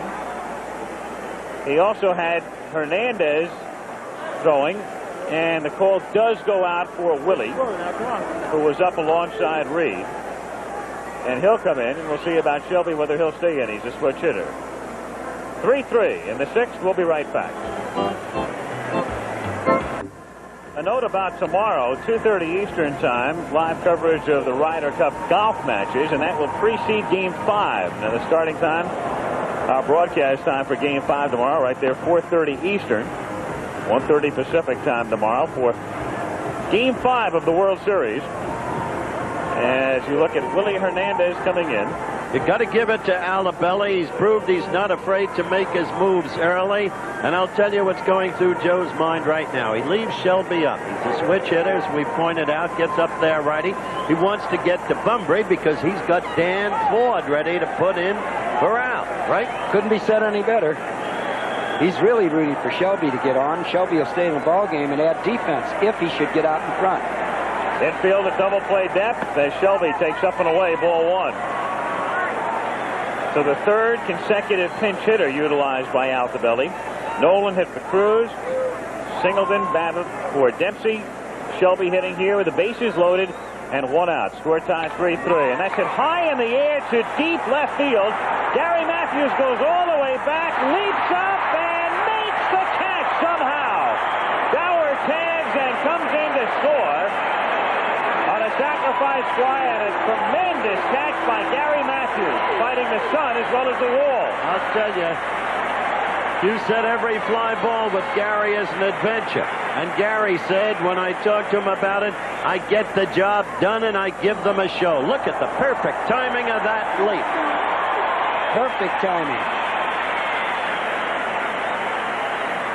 He is not the most graceful outfielder you'll ever see. You've watched him catch routine fly balls in the series in his very unorthodox and distinct fashion. But as he says, he gets it done. And that's a great catch, especially under the circumstances. It saves at least 1 run and maybe 2 more. So it's 4-3 Baltimore on a sacrifice fly with 2 down now. And here comes Mr. Ford, exactly as we expected. Sakata, the pinch runner at first. And you saw Nolan at second. And so Ford comes up, and this is the 4th consecutive pinch hitter utilized by Altobelli. And that ties a World Series record.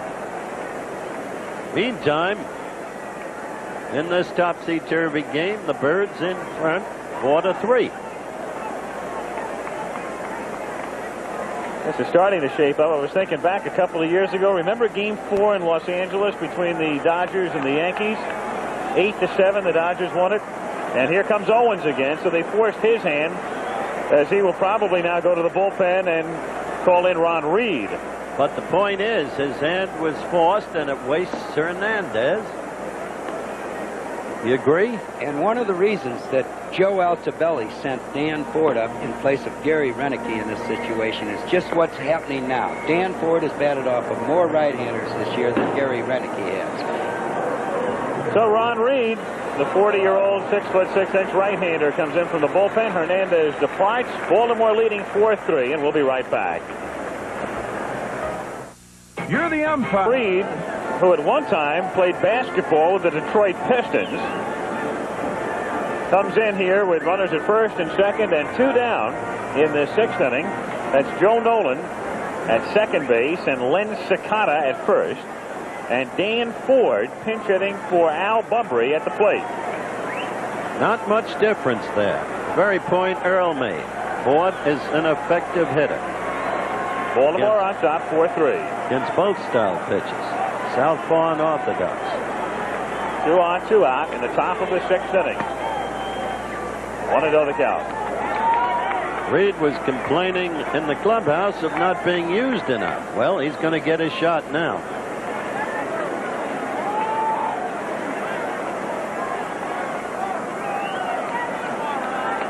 Reed at 6'6" to 6'7". Sidearm delivery is tough on right-handed hitters, but Ford never gave an inch on that pitch. That low home shot gives you an idea now with a pitcher in the background bathed in sunlight and the batter standing there in the shade. Physically, he's a reminder, Al, of Gene Conley. You remember that side-wheeling right-hander. 6'8", Boston Celtics. I batted off of him. Looked like he was handing you the ball, or handing it to the catcher, because I never hit it. Conley, a two-sport man like Reed, fouled away. 1-2 the count. Oh, the Phils owe a lot to Gary Matthews.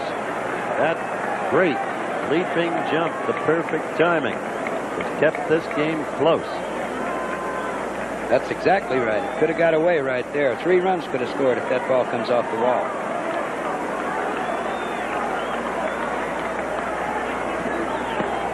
Two balls, 2 strikes.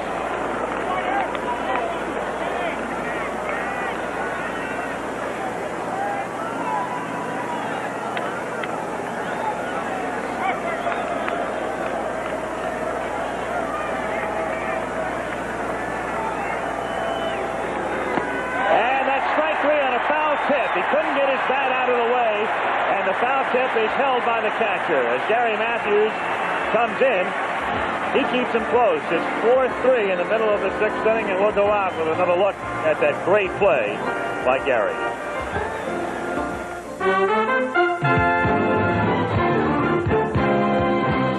With the home run last Saturday in Chicago.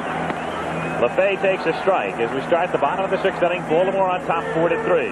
What a pickup this kid has been for the Phils. Change it in the air to center field. Shelby coming in. 1 away. And here comes Gary Matthews. Great postseason for Matthews, both offensively, of course, with 4 home runs. And this play right here, it was a sacrifice fly, but it's the key play in the inning because it kept Philadelphia in the game. As I mentioned before, does he have the wall to fight? He's got to leap and time it perfectly. He's looking basically into the sun.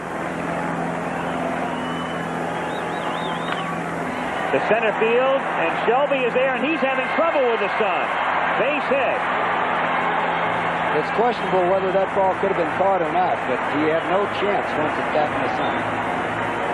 So the tying run is aboard with one out here in the 6th inning. It looked like Shelby saw it initially and then couldn't pick it up. And at this point, as you can see right there, shielding his eyes, playing it on a bounce. So Matthews is aboard, and Greg Gross is the batter. Sammy Stewart, last night, pitching brilliantly. Faced 6 men, struck out 3. Did not face a left-handed hitter last night. But he faced one, Morgan, and he walked him. A strike here. 0-1.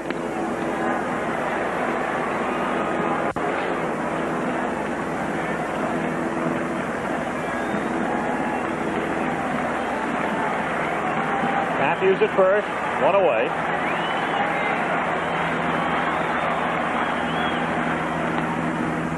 Just outside. 1-1.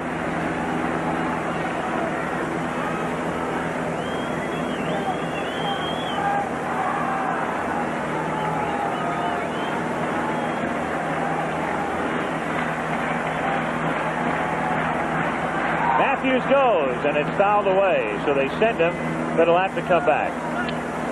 And playing him to left field, Len Secada, the second baseman, was covering second, leaving a big hole between first and second base. The crowd today at Veterans Stadium is 66,947. Not only the largest crowd in the history of the stadium, most people ever watch a baseball game in the state of Pennsylvania. And they're seeing a real good baseball game.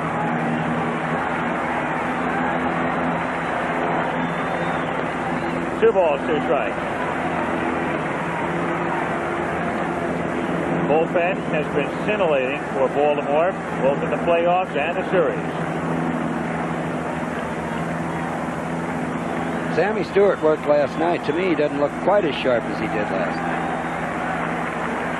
Matthews goes again, and that's line to center field, and Shelby is there to make the catch, and Matt, who is down at second, retreats to first. So everything going in Shelby's direction in the inning. 2 out, Matthews at first base. And Bo Diaz will be the hitter. 4 runs, 7 hits, 1 error for Baltimore. 3 runs, 7 hits, and no errors for the Phillies.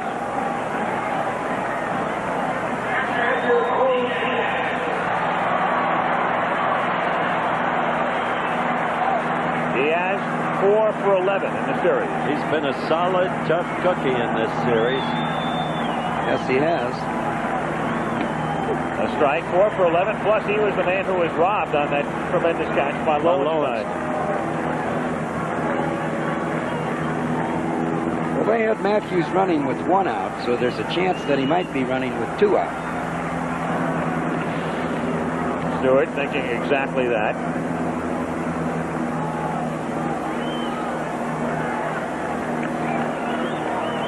Nolan, now doing the catching, doesn't have the arm that Dempsey does either.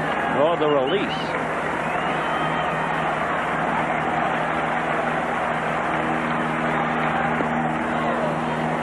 Oh, and 2.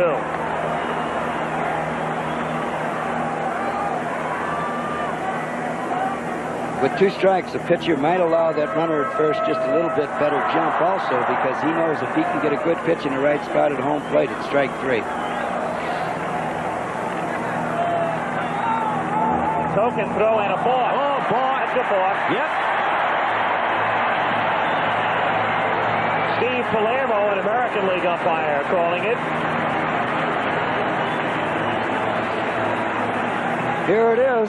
Sammy Stewart is all set. Just a token throw. Seemed to get his feet caught in the rubber when he went over there. Took him an extra step. Critical Steve Palermo mistake. jumped right on it and called it. Meanwhile, Altobelli is coming out, and also Nolan visiting the mound, and now most of the infield gathers round. Well, with that move to first base, he certainly wasn't trying to deceive the runner. He was just running him back. Air and mechanics. Right now, they'd be talking about what they want to do with Diaz and if they'd rather pitch to Ivan De Jesus. But the count is 0-2. We mentioned, by the way, our best wishes for Donald Davidson. They had a streamer up here earlier. We just saw a streamer from a plane go all the way Phillies. Right, but there was one earlier wishing Donald a speedy recovery.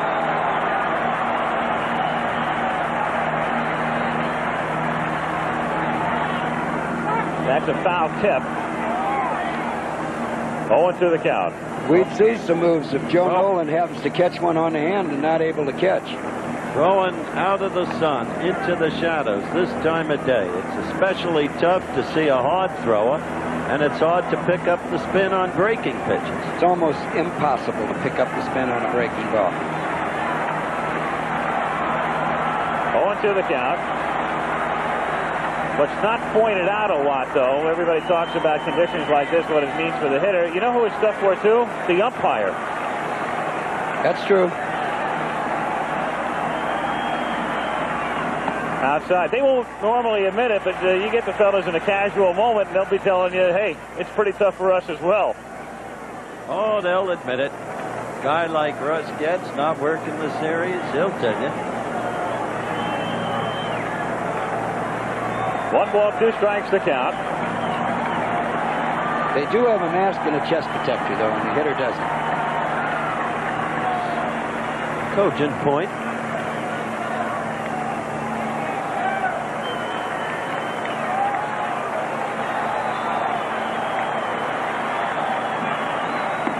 Strike 3. Sunlight, shadow, day, night. No doubt about that call by Pulley. No runs and a hit in the 6th inning.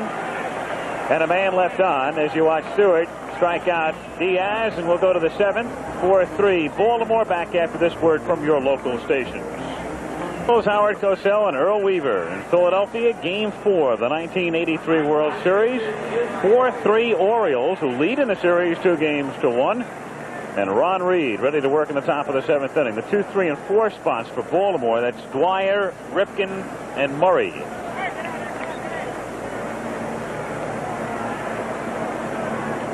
Dwyer 1 for 3 today. Looks at a strike. 0-1. Amazing thing about the Baltimore lineup. They now have 5 left-handed hitters in the lineup, counting 2 switch hitters against right-handed pitching. Toward the gap in left center field for a base hit, maybe more. Cut off deep by Matthews. Dwyer is on his way to second, and Gary So is not in time. Second hit for Dwyer today. A double to the gap to begin things here in the 7th inning. And in fact, we're going to get to see this again. Dwyer goes with the low outside fastball into left center field, an easy stand-up double. And we might expect to see Howland. I don't know if Paul Owens would use him if he's behind, but if he comes in, 2 of those left-handed hitters can turn around, and he still has 3 right-handed hitters on the bench. You don't know this team, do you?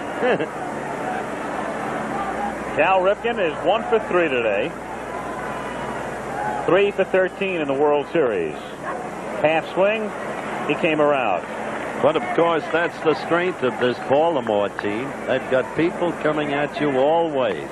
Reggie dwelt on that in the very opening pregame show. Who are these people that keep coming from nowhere?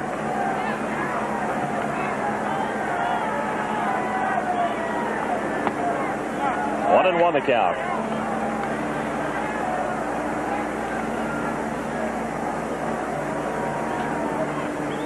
Dwyer at second base, and no one out in the 7th inning.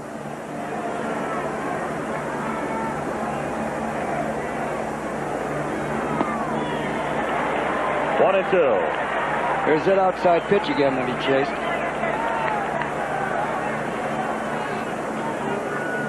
Pitch seems to be a foot outside. He tried to go with it, but it's just too far out there. From where he's standing. And that's called strike 3. And he set him up for that. Over the outside corner.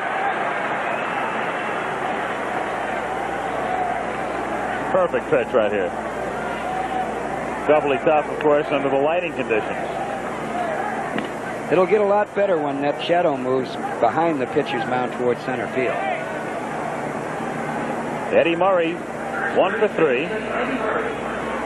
Now 2 for 15 in the series. 1-0 the count.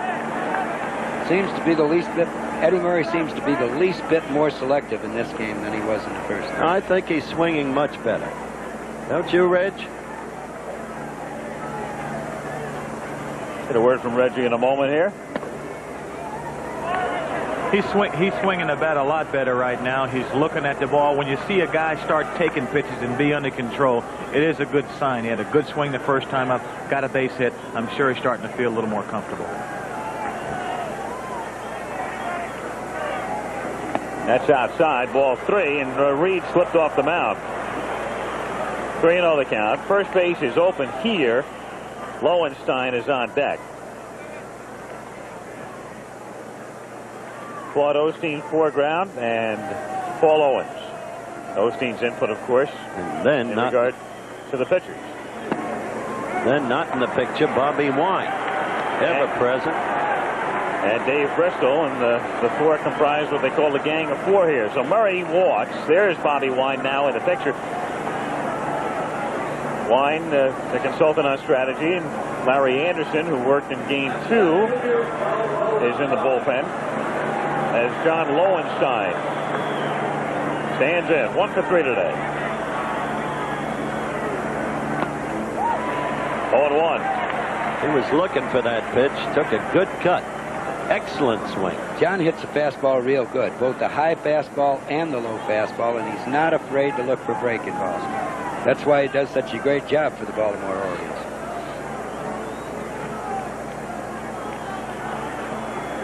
The 0-1 to Lowenstein is high. 1 ball and 1 strike. Orioles on top, 4-3 in the 7th inning. 1 out, runners at first and second.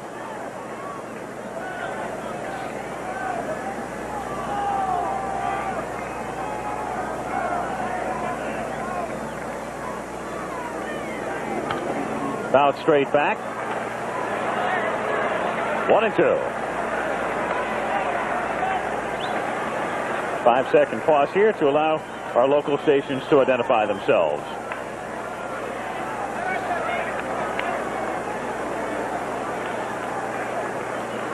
One ball, 2 strikes, the count on Lowenstein. With 1 out, runners at first and second, and the count now even at 2-2.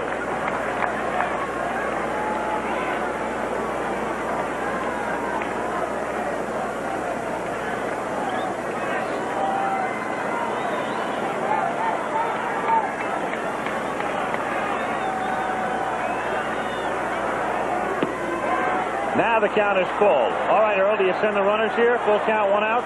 Well, I wouldn't with a left-handed hitter up. Gives if John should miss the ball, it gives the catcher an easy throw to third base, and your inning would be over. So Dwyer at second, Murray at first.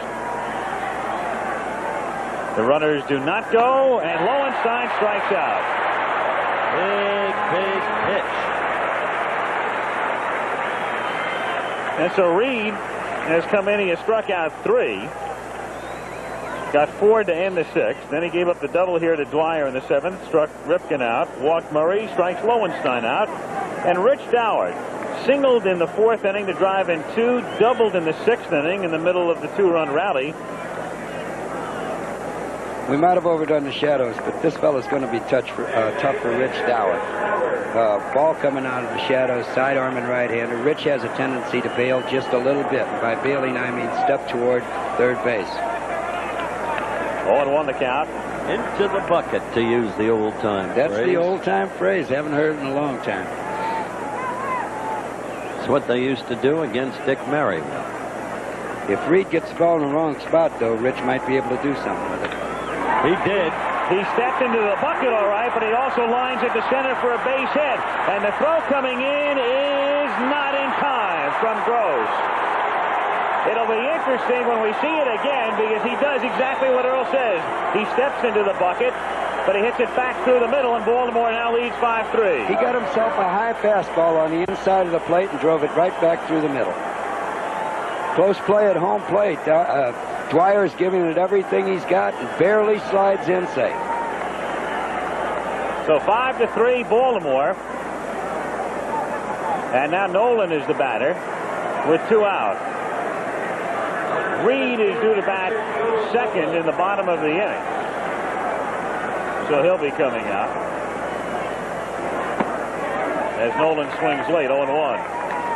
And the lineup that Altobelli has in there now can really be tough on right-handed pitching.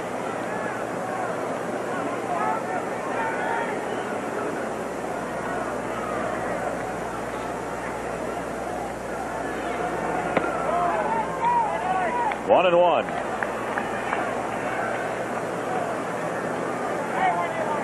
Murray at second. And Dower, big day, 3 hits, 3 runs batted in, and scored a run in the 6th.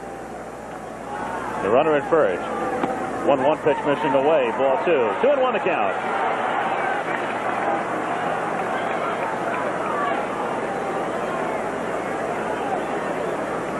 By not running on that 3-2 pitch, they gave Dower a chance to get to the plate, and it paid off.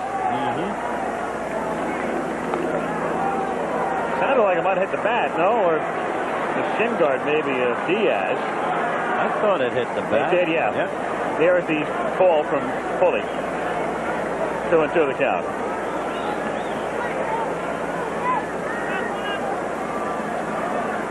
Right there.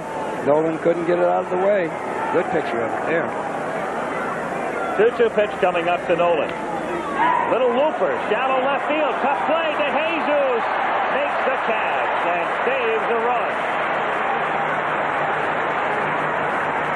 The Reed escapes, but another run for Baltimore in the 7th and after 6.5. 5-3 Orioles. A note about tomorrow, 2:30 Eastern Time, live coverage of the Ryder Cup golf matches, and that will precede Game 5. Now, the starting time, our broadcast time for Game 5 tomorrow, right there, 4:30 Eastern, 1:30 Pacific time tomorrow for Game 5 of the World Series. As you look at Willie Hernandez coming in. You got to give it to Altobelli. He's proved he's not afraid to make his moves early. And I'll tell you what's going through Joe's mind right now. He leaves Shelby up. He's a switch hitter, as we pointed out. Gets up there righty. He wants to get to Bunbury because he's got Dan Ford ready to put in for out, right? Couldn't be said any better. He's really rooting for Shelby to get on. Shelby will stay in the ball game and add defense if he should get out in front. Infield at double play depth as Shelby takes up and away, ball 1. So the 3rd consecutive pinch hitter utilized by Altobelli. Nolan hit for Cruz. Singleton batted for Dempsey. Shelby hitting here with the bases loaded and 1 out. Score tie 3-3. And that's it high in the air to deep left field. Gary Matthews goes all the way back, leaps up, and makes the catch somehow. Dower tags and comes in to score on a sacrifice fly, and a tremendous catch by Gary Matthews, fighting the sun as well as the wall. I'll tell you. You said every fly ball with Gary is an adventure. And Gary said, when I talked to him about it, I get the job done and I give them a show. Look at the perfect timing of that leap. Perfect timing. He is not the most graceful outfielder you'll ever see. You've watched him catch routine fly balls in the series in his very unorthodox and distinct fashion. But as he says, he gets it done. And that's a great catch, especially under the circumstances. It saves at least 1 run and maybe 2 more. So it's 4-3 Baltimore on a sacrifice fly with 2 down now. And here comes Mr. Ford, exactly as we expected. Sakata, the pinch runner at first. And you saw Nolan at second, and so Ford comes up, and this is the 4th consecutive pinch hitter utilized by Altobelli. And that ties a World Series record. Meantime, in this topsy-turvy game, the Birds in front, 4-3. This is starting to shape up. I was thinking back a couple of years ago. Remember Game 4 in Los Angeles between the Dodgers and the Yankees? 8-7, the Dodgers won it. And here comes Owens again, so they forced his hand, as he will probably now go to the bullpen and call in Ron Reed. But the point is, his hand was forced, and it wastes Hernandez.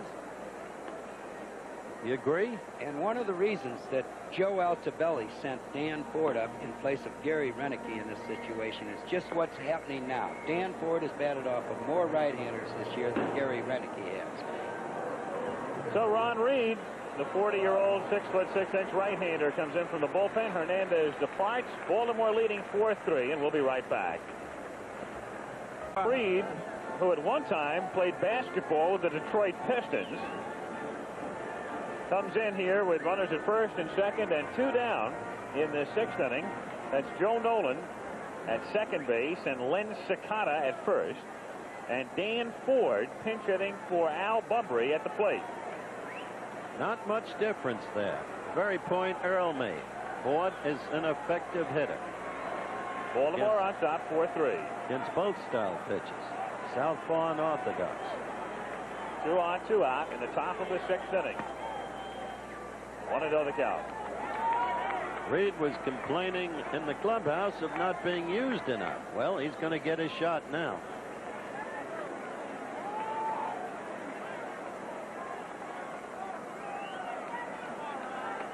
Reed at 6'6" to 6'7", sidearm delivery is tough on right-handed hitters, but Ford never gave an inch on that pitch.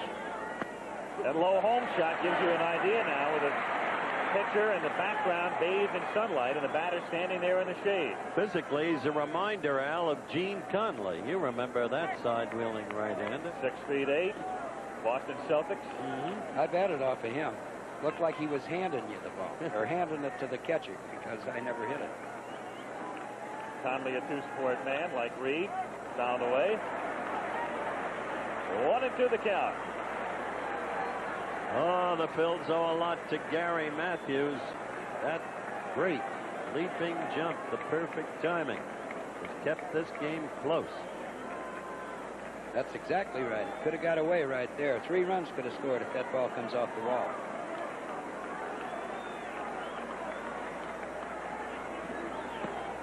Two balls, 2 strikes.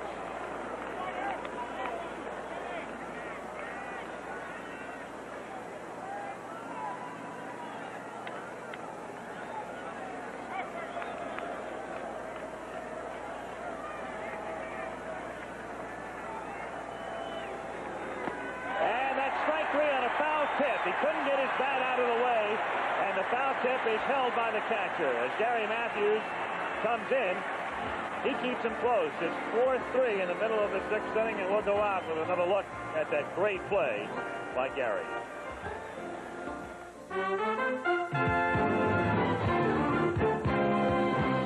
With the home run last Saturday in Chicago. LeFay takes a strike as we start the bottom of the 6th inning. Baltimore on top 4-3. What a pickup this kid has been for the Phils.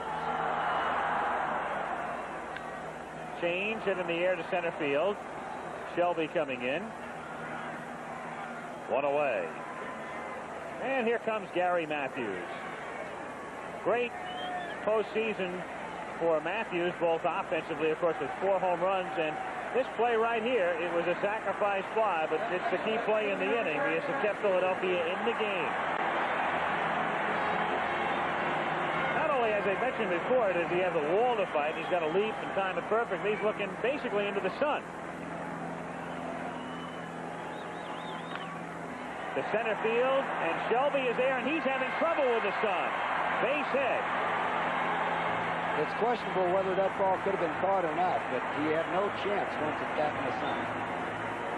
So the tying run is aboard with 1 out here in the 6th inning. It looked like Shelby saw it initially and then couldn't pick it up. And at this point, as you can see right there, shielding his eyes, playing it on the bounce. So Matthews is aboard, and Greg Gross is the batter. Sammy Stewart, last night, pitching brilliantly. Faced 6 men, struck out 3. Did not face a left-handed hitter last night. But he faced one, Morgan, and he walked him. A strike here. 0-1.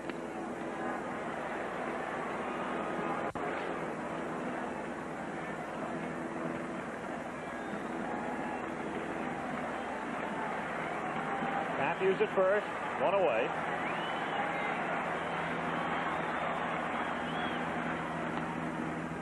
Just outside, 1-1.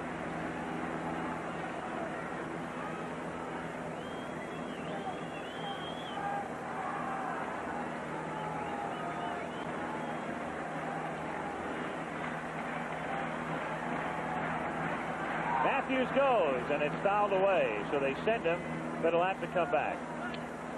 And playing him to left field, Lincecata, the second baseman, was covering second, leaving a big hole between first and second base. The crowd today at Veterans Stadium is 66,947, not only the largest crowd in the history of the stadium. Most people never watch a baseball game in the state of Pennsylvania. And they're seeing a real good baseball game.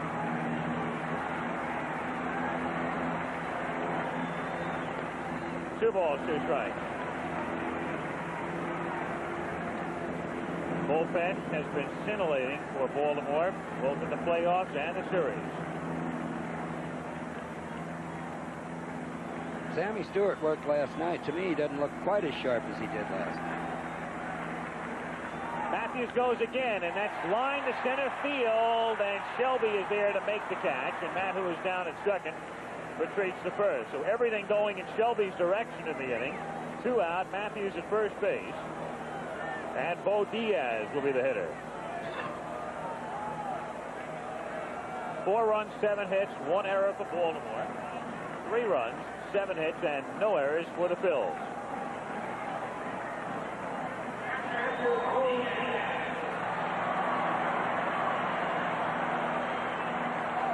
Diaz 4 for 11 in the series. He's been a solid, tough cookie in this series. Yes, he has. A strike, 4 for 11, plus he was the man who was robbed on that tremendous catch by Lowenstein. Well, they had Matthews running with 1 out, so there's a chance that he might be running with 2 out. Stewart thinking exactly that.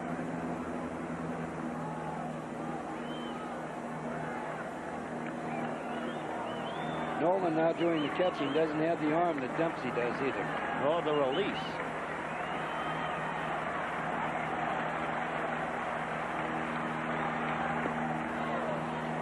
Oh, and 2.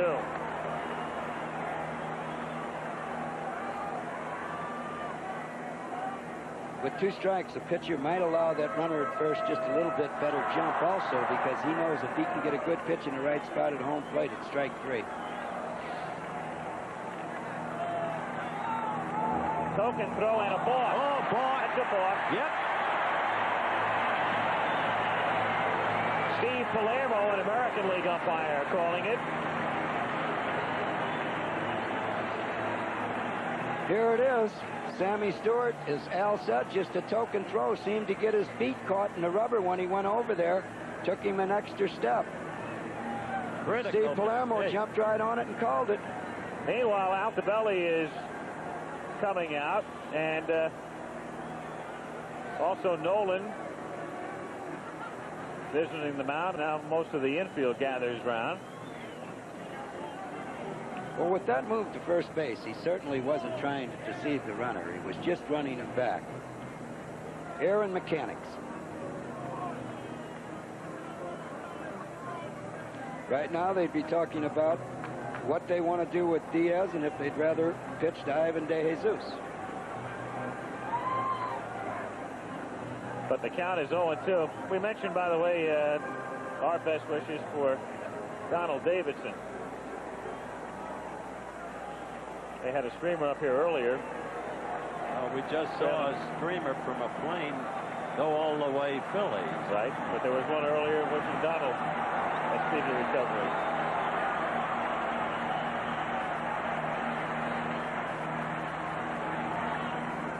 That's a foul tip. 0-2 the count. We'd see some moves if Joe Nolan happens to catch one on the hand and not able to catch. Throwing out of the sun into the shadows this time of day. It's especially tough to see a hard thrower, and it's hard to pick up the spin on breaking pitches. It's almost impossible to pick up the spin on a breaking ball. 0-2 the count.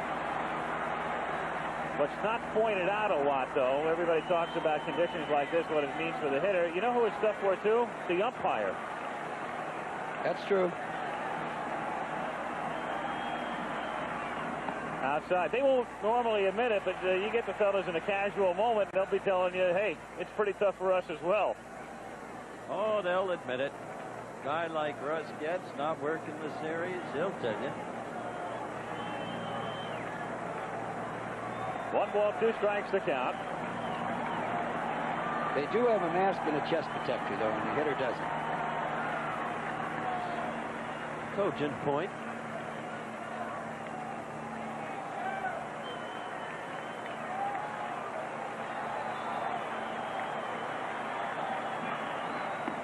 Strike 3.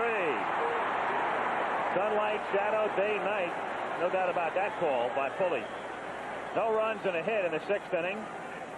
And a man left on as you watch Stewart strike out Diaz, and we'll go to the 7th. 4-3. Baltimore back after this word from your local stations. Howard Cosell and Earl Weaver in Philadelphia, Game 4 of the 1983 World Series. 4-3 Orioles, who lead in the series 2-1. And Ron Reed ready to work in the top of the 7th inning. The 2, 3, and 4 spots for Baltimore. That's Dwyer, Ripken, and Murray.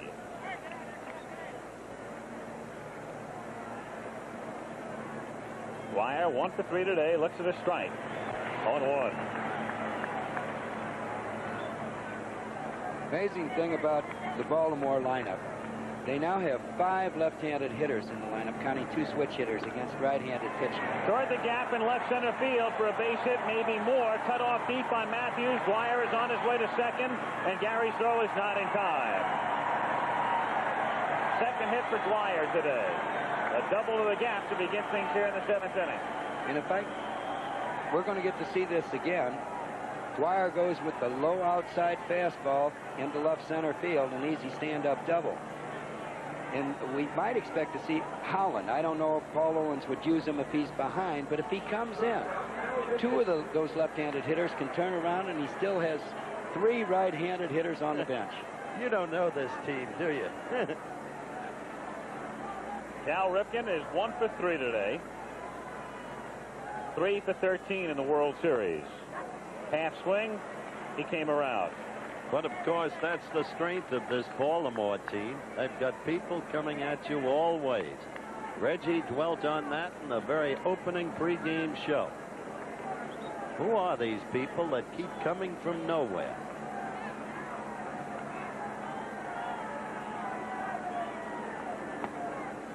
One and one the count.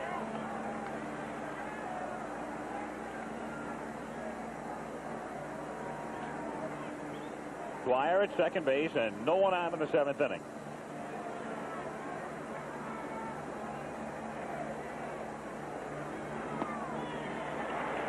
One and two. There's that outside pitch again that he chased.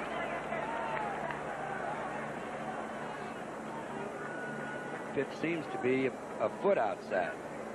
He tried to go with it, but it's just too far out there from where he's standing. And that's called strike 3. And he set him up for that. Over the outside corner.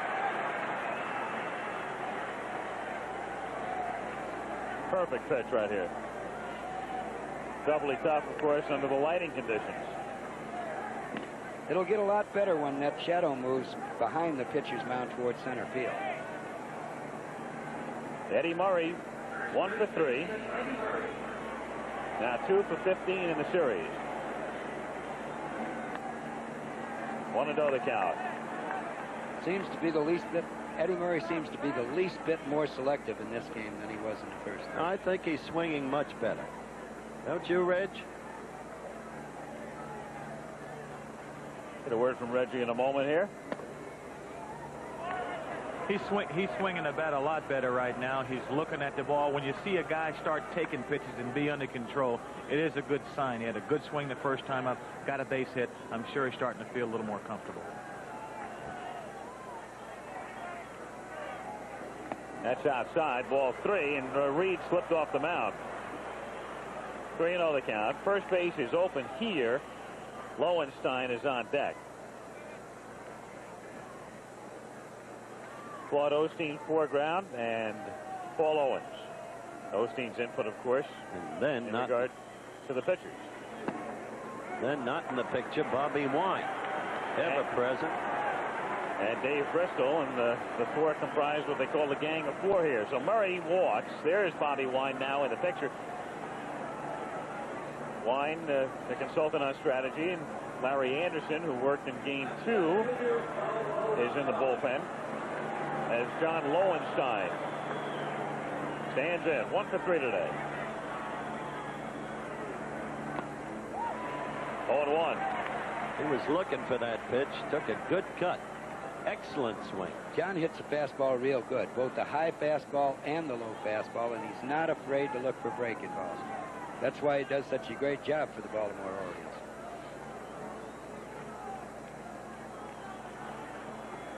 The 0-1 to Lowenstein is high. 1 ball and 1 strike. Orioles on top, 4-3 in the 7th inning. 1 out, runners at first and second.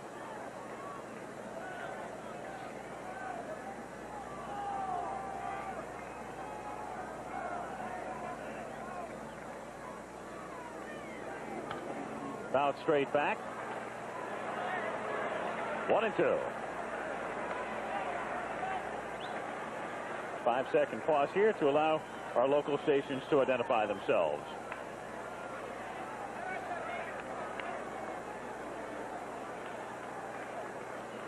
One ball, 2 strikes, the count on Lowenstein. With 1 out, runners at first and second.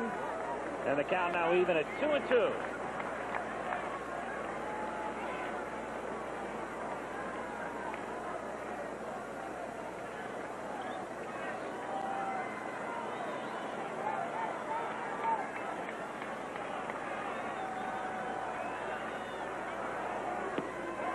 Now the count is full. All right, Earl, do you send the runners here? Full count, 1 out? Well, I wouldn't with a left-handed hitter out. Gives if John should miss the ball, it gives the catcher an easy throw to third base, and your inning would be over. So Dwyer at second, Murray at first. The runners do not go, and Lowenstein strikes out. Big pitch. And so Reed has come in. He has struck out 3. Got 4 to end the 6th. Then he gave up the double here to Dwyer in the 7th. Struck Ripken out. Walked Murray. Strikes Lowenstein out. And Rich Doward singled in the 4th inning to drive in 2. Doubled in the 6th inning in the middle of the 2-run rally. We might have overdone the shadows, but this fellow's going to be tough for Rich Doward. Ball coming out of the shadows, sidearm and right-hander. Rich has a tendency to bail just a little bit. And by bailing, I mean step toward third base. 0-1 the count. Into the bucket, to use the old-time That's phrase. the old-time phrase. Haven't heard it in a long time. It's what they used to do against Dick Merriweather. If Reed gets the ball in the wrong spot, though, Rich might be able to do something with it. He did. He stepped into the bucket all right, but he also lines at the center for a base hit. And the throw coming in is not in time from Gross. It'll be interesting when we see it again, because he does exactly what Earl says. He steps into the bucket, but he hits it back through the middle, and Baltimore now leads 5-3. He got himself a high fastball on the inside of the plate and drove it right back through the middle. Close play at home plate. Dwyer's giving it everything he's got and barely slides in safe. So 5-3 Baltimore. And now Nolan is the batter with 2 out. Reed is due to bat second in the bottom of the inning. So he'll be coming out as Nolan swings late, 0-1. And the lineup that Altobelli has in there now can really be tough on right-handed pitching.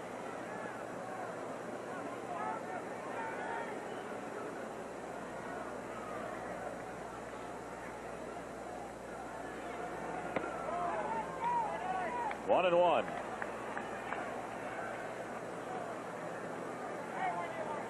Murray at second.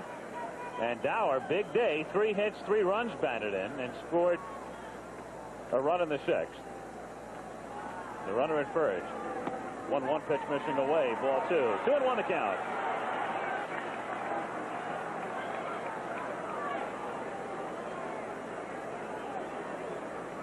By not running on that 3-2 pitch, they gave Dower a chance to get to the plate, and it paid off. Sounded like it might have hit the bat, no? Or the shin guard, maybe, of Diaz. I thought it hit the bat. It did, yeah. Yep. There is the call from Pulley. 2-2 the count.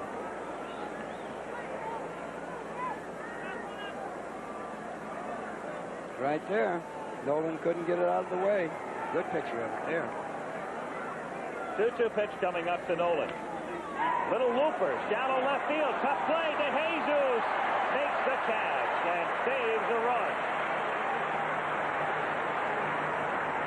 The Reed escapes, but another run for Baltimore in the 7th and after 6.5. 5-3 Orioles.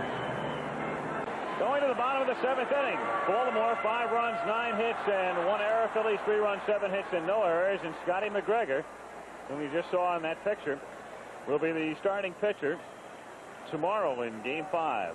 Let me tell you, De Jesus at the plate made a very big play there on that inning-ending catch, and that was a much more difficult play than it might have looked. People that have never played baseball don't know how hard that play is directly over your head.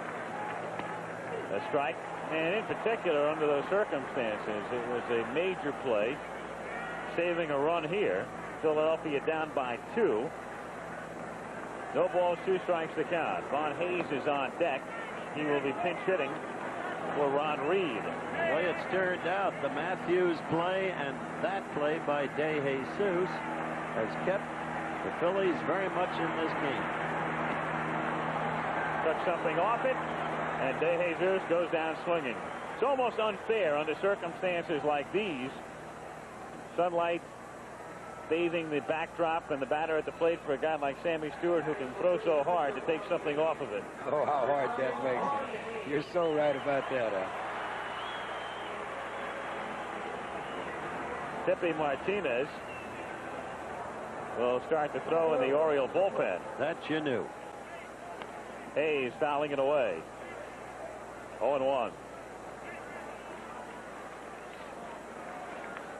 Crowd very quiet right now, and it figures, of course. Their team down 2 games to 1 and trailing 5-3. Of course, if Baltimore wins, then everybody will. They'll go back to 79. Well, they'll write about 79 exactly. Talk about when Earl Weaver had 3 pitchers in a row to go with. Up 3 games to 1. Flanagan, Palmer, and McGregor. Fellow who might get a chance to clinch it tomorrow if things stay like they are. 2-1. And the Phillies will go out tonight and try to make a trade for Stargell. This game isn't over. Not yet. Not by a long shot. You're 100% right there.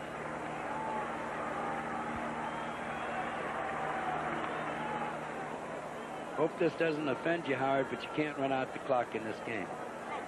Got to give everybody their due chance. Why would it offend me? It wouldn't offend you. I know that wouldn't offend you. What you're telling me is this game has a condition to it, not being controlled by the clock, that doesn't attach to That's any what I other was trying to say. 2-2 pitch is low and outside. It's also the one sport Bob Verdi of the Chicago Tribune pointed out the other day. The only sport where the defense has the ball. Yep. Charles Hudson. Yep. Rookie pitcher. He'll go tomorrow. Interesting thing happening at his school. Fouled away. Prairie View A&M. I wonder if it's going to be a trend of the black colleges in the South. Father and son, Pete Rose. And Young Rose feels a lot better today, even though they're losing right now than they did yesterday. Trend I'm talking about, Al, is Charles Hudson had a white teammate at Prairie View A&M. They are recruiting white athletes there, and they apparently are undertaking a whole program of integration. Very interesting story. Hayes hits it down to Murray at first base, and Eddie makes the play himself. So Hayes grounds out weakly, and with 2 down here in the 7th inning, it'll bring Joe Morgan to the plate as the Phillies go to the top of the order. positive, constructive story. I'm doing a piece on it for SportsBeat. Talk to Charles about it. SportsBeat returns Windsor in a couple of weeks. Okay. 0-1 the count on Morgan. Larry Anderson has already warmed up for the Phillies, so he'll be coming on. Okay, let's go. Mexico with Phillies.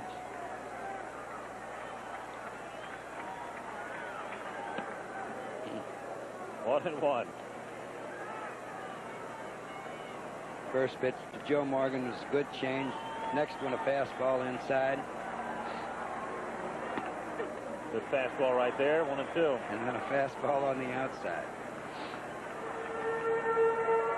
90 miles an hour. 2 out, bases empty, bottom of the 7th inning. Sammy Stewart had a great second half. He didn't have a real good first half.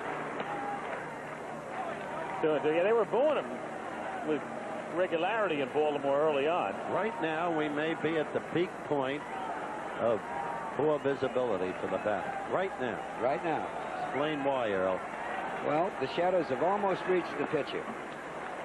We've said before, even though it was closer to the hitter, that the ball comes out of the sunlight. You can't see the spin on it. And now there's a double shadow. Right on the rubber is the shadow from the lights. The other heavy shadow is the shadow from the stands. And the 3-2 to Morgan is popped up. Shallow right center field. And it's Shelby coming in. He takes charge and makes the catch. So 3 up and 3 down. To the 8th inning we go. Orioles 5, Phillies 3.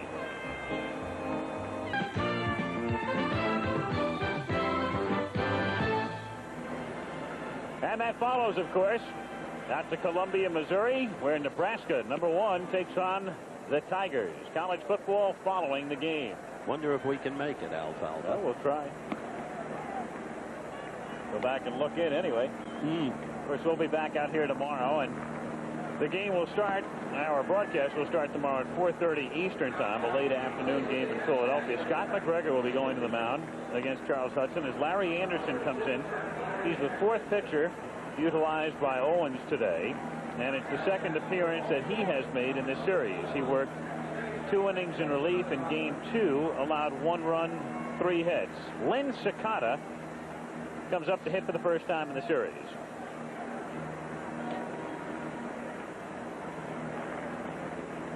One and oh Sakata, the only infield reserve for Joe Altobelli, and of course the Hawaiian-born Sakata came in to pinch run for Singleton and then stayed in the game at second base. He is also, as Earl pointed out, the emergency catcher. 1 and 1. The Orioles' options, should they lose an infielder, would be either Lowenstein at third base or Gary Renicky. Both have played there. Not an awful lot, but both have played third base. And there's some talk, Earl, as well, that Renicky may be the third baseman next year. What about that?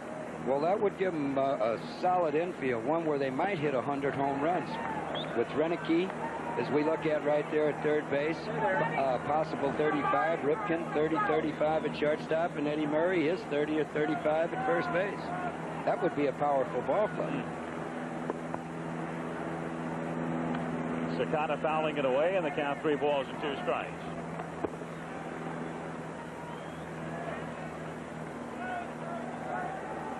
Sakata, once in a while, capable of knocking one out. We had him on a national telecast hitting a grand slam a couple of years ago. Fly ball to right field. And it's LaFay there to make the catch. 1 away. That ball didn't seem to be hit that hard, and yet it carried well to right field. Shelby comes up. He's batting in the 9 spot. It was Shelby who hit the ball with the bases loaded, on which Matthews made that tremendous catch in the 6th inning to turn what might have been a double or a triple into simply a sacrifice fly. 1-0. As a result, Philadelphia is still very much in this ball game. Ripped into right field for a base hit. So Shelby is on. And And in this hitless wonder World Series, at least until today, that's hit number 10 for Baltimore. Goodyear blip hovering above Veterans Stadium. Look at that sky, how blue it is today. Cloudless sky, just perfect weather.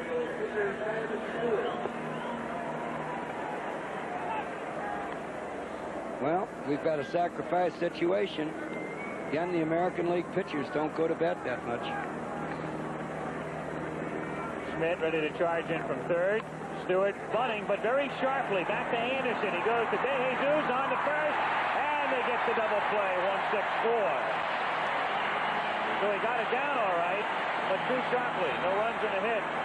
Nobody left after 7.5. 5-3 back after this message and a word from our local station. All right, the crowd coming to life now as the Phillies come up in the bottom of the 8th inning.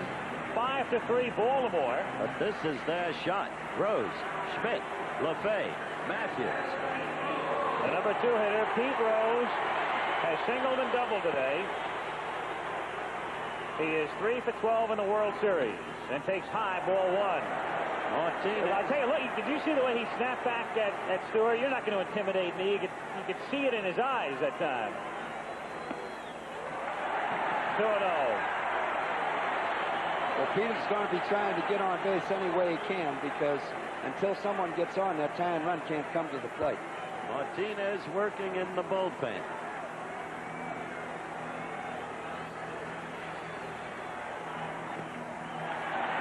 Ball 3 and the count 3-0. Asking for trouble quickly here. Martinez right there. If Altobelli's open to a second guess, it would be not pinch hitting for Stewart. And it's high, and so Rose is on 4 pitches. He does the job. He's up there to get on base. Well, Stewart's into his 3rd inning after going 2 last night. Here comes Altobelli. He's not wasting a second. Mike Schmidt will be coming up. Now you've got Schmidt, a right-handed batter. Then, of course, you got LaFay, but he can switch there in the sense that Lezcano normally faces the left-handers. Stewart's going to stay in here. The words there more than likely were, keep this fella in the ballpark. He's probably your last hitter. Joe LaFay, a left-handed hitter, coming up next. So Mike Schmidt, 1 for 3 today, and that 1 hit is the only hit for Mike in the World Series.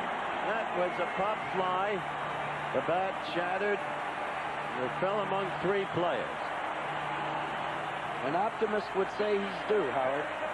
This is a guy who can do it, and do it quickly. He dotes on the low pitch. Dotes on it. 40 homers during the regular season and 109 runs batted in, and he fouls it straight back above us. 0-1. I think those might have been some words that Joe Altobelli relayed to Sammy Stewart also. That this fella's a real good low ball hitter. Just ask Jerry Royce. Schmidt won that first playoff game. 1-0. A home run off a pretty good pitch by Royce. That was low. Up and in. 1-1.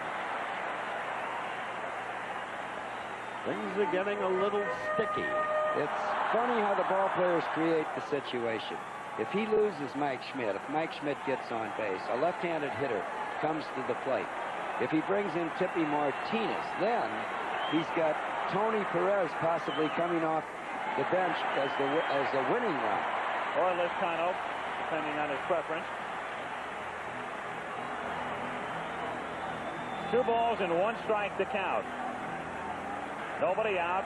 Bottom of the 8th inning. 5-3 Baltimore.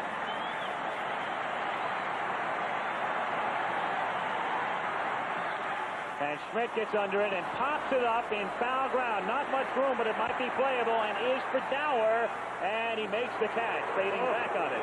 Oh, he just barely did. They really seem to be fighting the sun on the left side field. They really are. They're having a terrible time. Schmidt gets a what have you done for me lately serenade as he goes back to the dugout. Here comes Joe. Look at this. Now watch Dower. You'll see the white of the ball, the very end of his glove. That ball was really up there. I wonder what the hang time on that one was. Oh, my goodness. Meanwhile, that is all for Stewart. And Tony Perez has already come out on deck to be the pinch hitter. They'll go to Tippy with 1 out in the 8th. Baltimore 5, Philadelphia 3. Back in a moment. Tippy Martinez, 9 victories, 21 saves, had an appendectomy in mid-year. Otherwise, the numbers would be even better, and a great ERA. Comes in to pitch with Tony Perez to pinch hit now. We want to watch where Shelby, the center fielder, is playing. Yesterday, Jim Palmer, a commanding figure. Count 3-1 on Perez. Palmer stopped the game, motioned Shelby more to right center, where Perez has great power. You know this, Earl. And over went Shelby, and he made a marvelous catch on a drive Perez hit that was enabled only because Palmer had moved him over. Well, Palmer himself knew that he was going to pitch Tony on the outside half of the plate to try to keep him into the ballpark. And knowing Jim Palmer knows where he's going to throw that ball, consequently had him over in the right spot. Now, right now, Shelby is shading to left field. More than likely because Tippy's a breaking ball pitcher and Tony is more apt to pull the ball. Just a tad. Outfield almost straight away. It's up high. Perez throughout his career has been a gap hitter. Left center, right center. 2 balls, no strikes. 1 out. 2-1. Pete Rose, the runner at first. 1 out. Rose held on by Murray. 5-3 Orioles.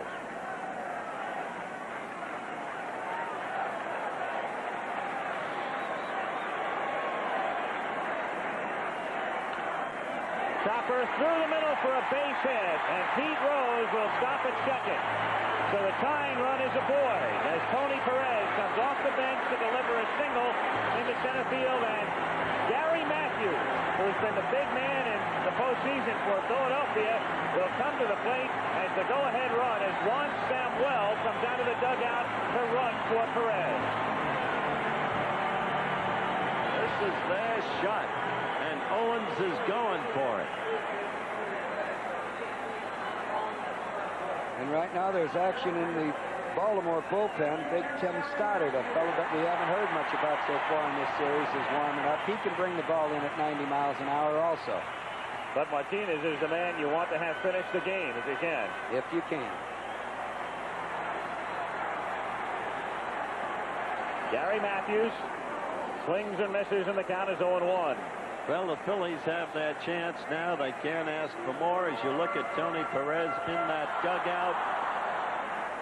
And if they come through, it will have been Pete Rose again who ignited, and Tony Perez, the 2 men who were the center of that benching controversy last night.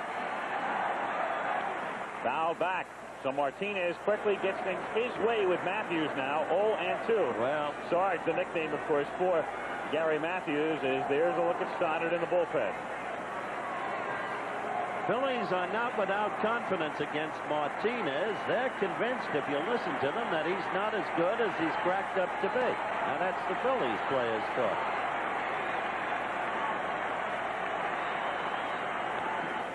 Ground ball left side fielded by Ripken to Sakata for 1, and he turns it over. Despite Samuel going in hard, and Martinez gets Matthews to hit into a double play. On an 0-2 pitch. Get a ground ball, breaking ball, hit right up the middle. Again, Ripken right in the right spot, turned into an easy double play. Sakata's a good double play man to throw to first base. The inning's over. We go to the 9th, 5-3 Baltimore. Don't miss it. Unbeaten Nebraska, the #1 team in the nation, battles the upset-minded Missouri Tigers. ABC's NCAA college football next. Well, we've been talking about what? The Phillies are managed by a gang of 4? The fearsome foursome. Here we go. Sixto Lezcano takes over in right field.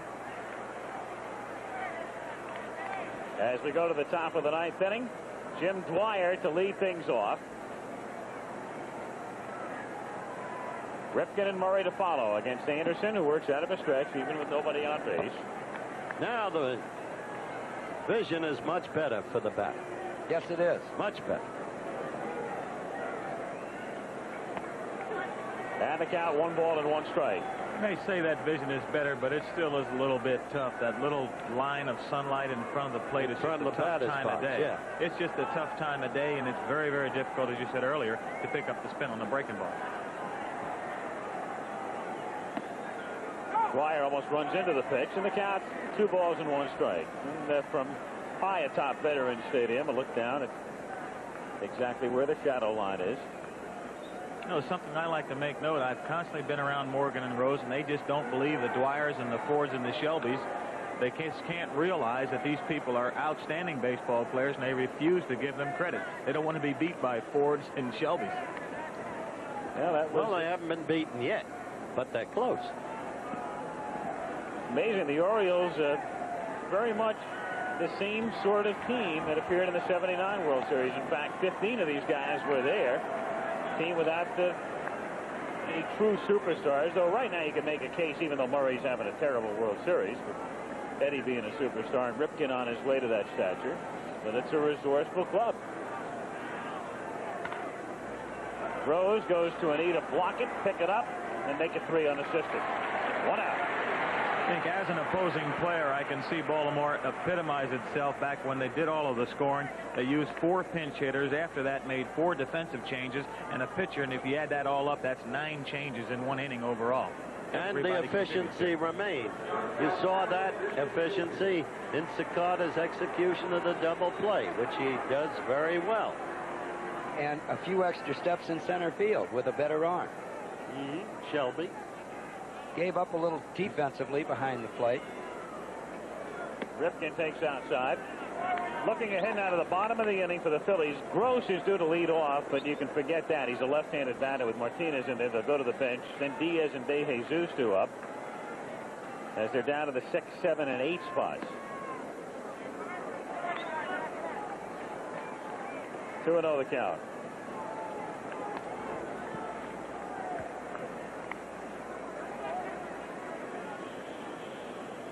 They already have Lezcano in the game. He's got Kiko Garcia and Bob Dernier as right-handed pinch hitting possibilities in the bottom of the 9th inning, and also Ozzie Virgil. If you were managing, what would you do with young Ripken? Well, I'd walk to him before the ball game and ask him, or at least point out that they're pitching him on the outside half of the plate. There's a pitch that got in a little bit, and Ripken had a good cut. It's hard after the success that a ball player's had during the course of the season, 318, 27 home runs, to make them try to adjust for a 5, 6, or 7 game series.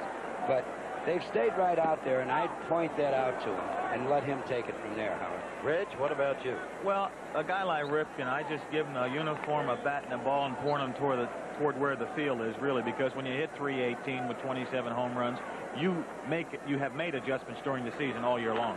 That's hit in the air to left field and hooking into the corner and foul on a nice play. And again, the pitch was on the inside half of the plate. It's a very, very fine line, Howard. You have to let a guy play and let him do his own thing. Pretty soon he can get full of all kinds of thoughts and his mind can get cluttered. And believe me, in 1983, I'm a witness to that. The guys like Murray, the guys like Ripken and Schmidt that are having their problems, they're doing the job they're doing. They've been here long enough. They've accomplished what they've accomplished because they're able to adjust and work out their own problems. 3-2 pitch to Ripken is foul tipped and not held by Diaz, and he took a pretty good shot. Sure did. Right off the mask. So the count stays 3-2. Get to see it one more time. Not quite sure where he got hit. Right in the mask. Of course, what happened to you this year, Reggie, was you wanted so hard to come through, you wound up unwittingly fighting yourself, and then you were caught in your own trap. I could probably give you 99 explanations because I've heard so many. That's a good one, though. He goes to right field and toward the corner, and moving over is Lescano to make the catch. So Sixto got a good jump on the ball, which is not a particularly easy thing to do right now because he's looking into the sun. 2 down, and here is Eddie Murray, who's 1 for 3 today and 2 for 15 in the series. Like, nice case in point here. Guy that hits in the middle of the order, Eddie Murray, only 2 for 15 right now, but a big walk when he moved that runner over in his scoring position. You hit in the middle of the order. If you do anything, make any kind of contribution, a walk, a hit batsman, get on base with an error, you clutter up the bases and you got action going because you're hitting in the meat of the order.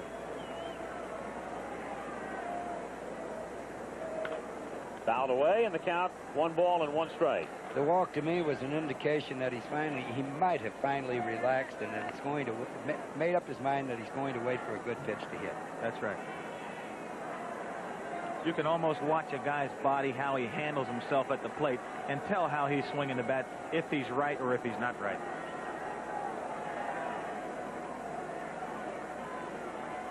Ninth inning, crowd is quiet. They'll come to life, of course, when the Phillies come up in the bottom of the 9th inning, but their club right now on the verge of going down 3-1. You know, I expected this crowd to be a lot more boisterous with almost 67,000 people in the stands. They've been quiet the last 2 days, relatively. Chopper, right side. Pete Rose will take care of it himself. And it's a 1-2-3 inning. So Anderson does his job. He keeps the Orioles in check anyway. Keeps the Phillies close, and we'll go to the bottom of the 9th inning in Game 4. Baltimore 5 and Philadelphia 3.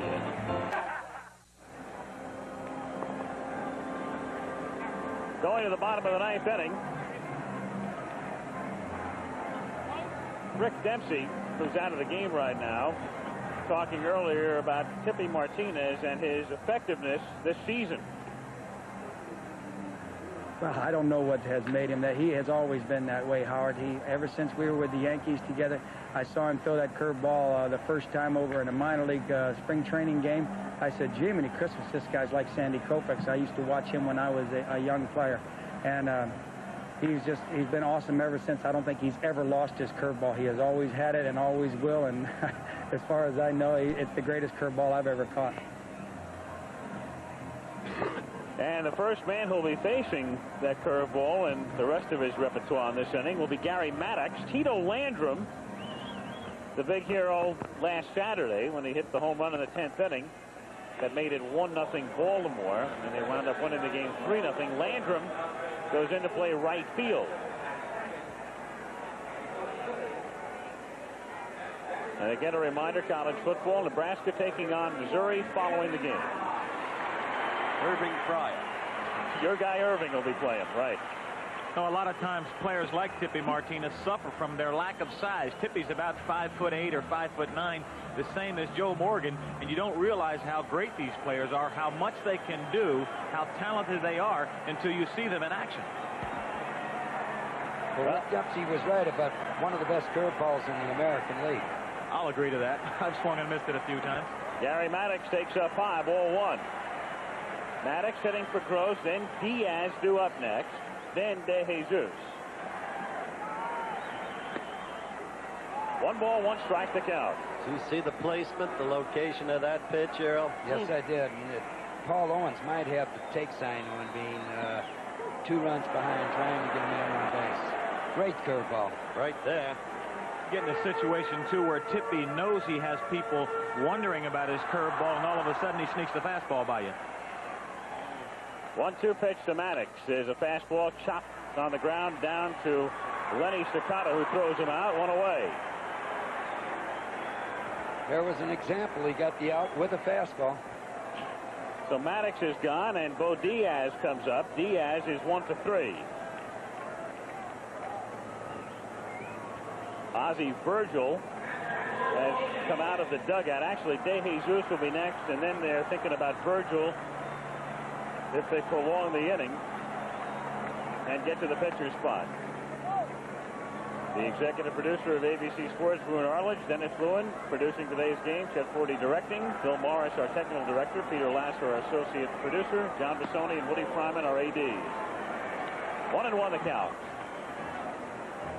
There was that curveball one more time, and Tippy will stay with it. You see it go down. Oh. Line drive, and Sakata can't grab it. It's a base hit into right field, and so the Phillies will get the tying run to the plate. Bo Diaz having a fine series.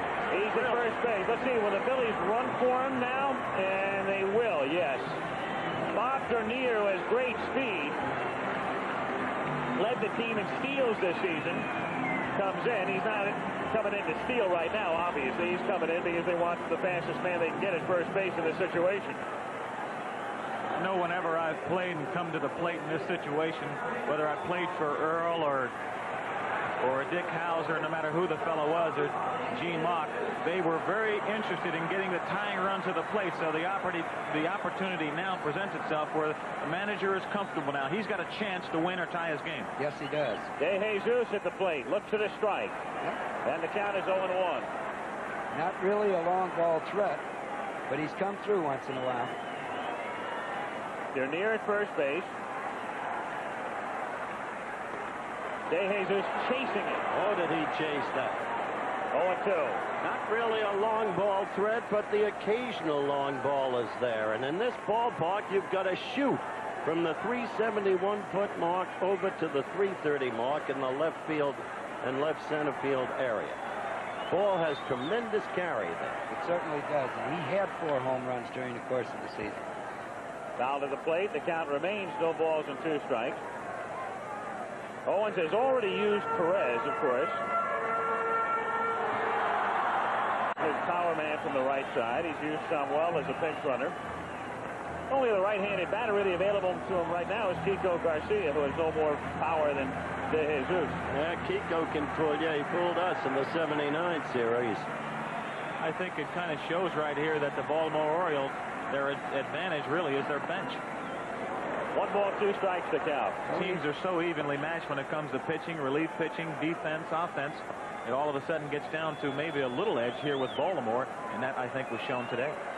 Eddie pointed out in the pregame shows. Eddie Murray not even worried about the runner as it's chopped slowly to the left side. Fielded by Dower, throws to Murray, and that was a very close play at first base. It really was. But they got him for the second out. So 2 down. With Dernier now at second. Old Dower thinking about right there, just get the 1 out. Here's the chopping ground ball. Dower went pretty far to his left. Threw off balance and became a much closer play because he didn't get a lot on the ball. And there was no thought there at all of going to second base because the tying run was the guy running down the first base line, and now it's moved all the way back to the plate, and that's what they're after. So it's down to Ozzie Virgil. And while Ozzie can hit 1 out, it's not reasonably expectable because he is not a real good hitter. And it gets down to what Reggie said, the Baltimore bench superiority. Let's put him ahead, and Virgil's a real fastball hitter, and I think he's going to see a lot of curveballs. Paul Owens would have had Sixto Lezcano, a fellow that knows Tippy Martinez and can hit the ball out of the park to use, but he used him defensively the previous inning. Virgil made the last out last night and takes outside. 1 ball and 1 strike to count. He's the tying run, 5-3. The Orioles on top. 2 down, 1 ball, 1 strike on Virgil with Dernier, the runner at second. If Virgil can get on, then there's Joe Morgan to contend with, and you got a shot at winning it. Well, I'm sure that Tippy knows right now. He knows what the task is at hand. Low, ball 2. 2-1 on Virgil. And behind Morgan, Pete Rose.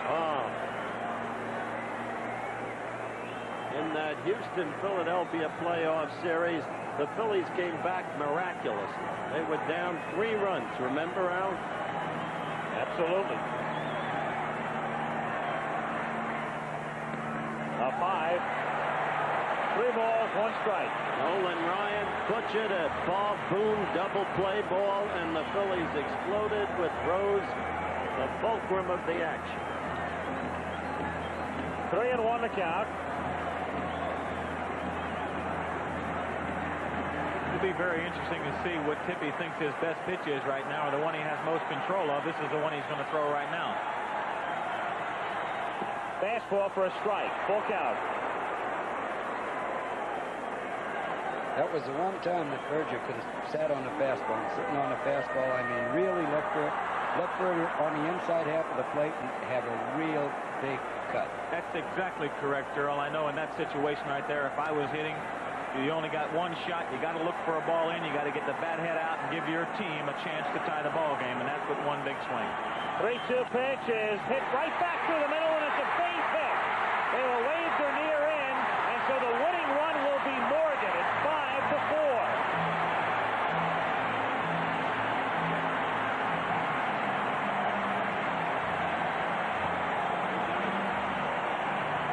He came right back with another fastball. Berger was ready for it this time.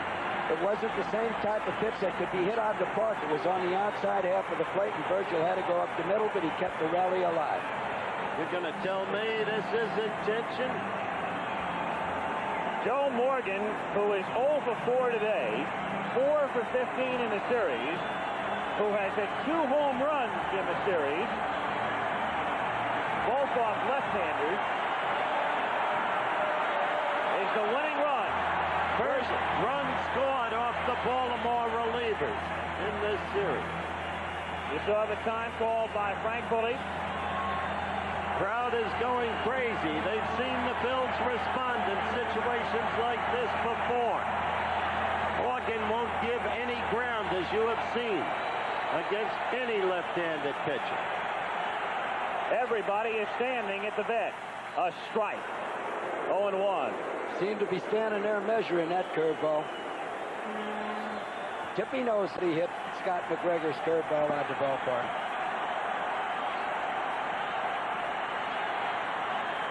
Morgan hits a soft liner to Sakata, and the Orioles are 1 game away from the World Championship. A soft line drive to the second baseman Sakata, and that quells the crowd. And the Phillies go back with their backs to the wall now, down 3-1. Final score 5-4. Baltimore back after this from your local station.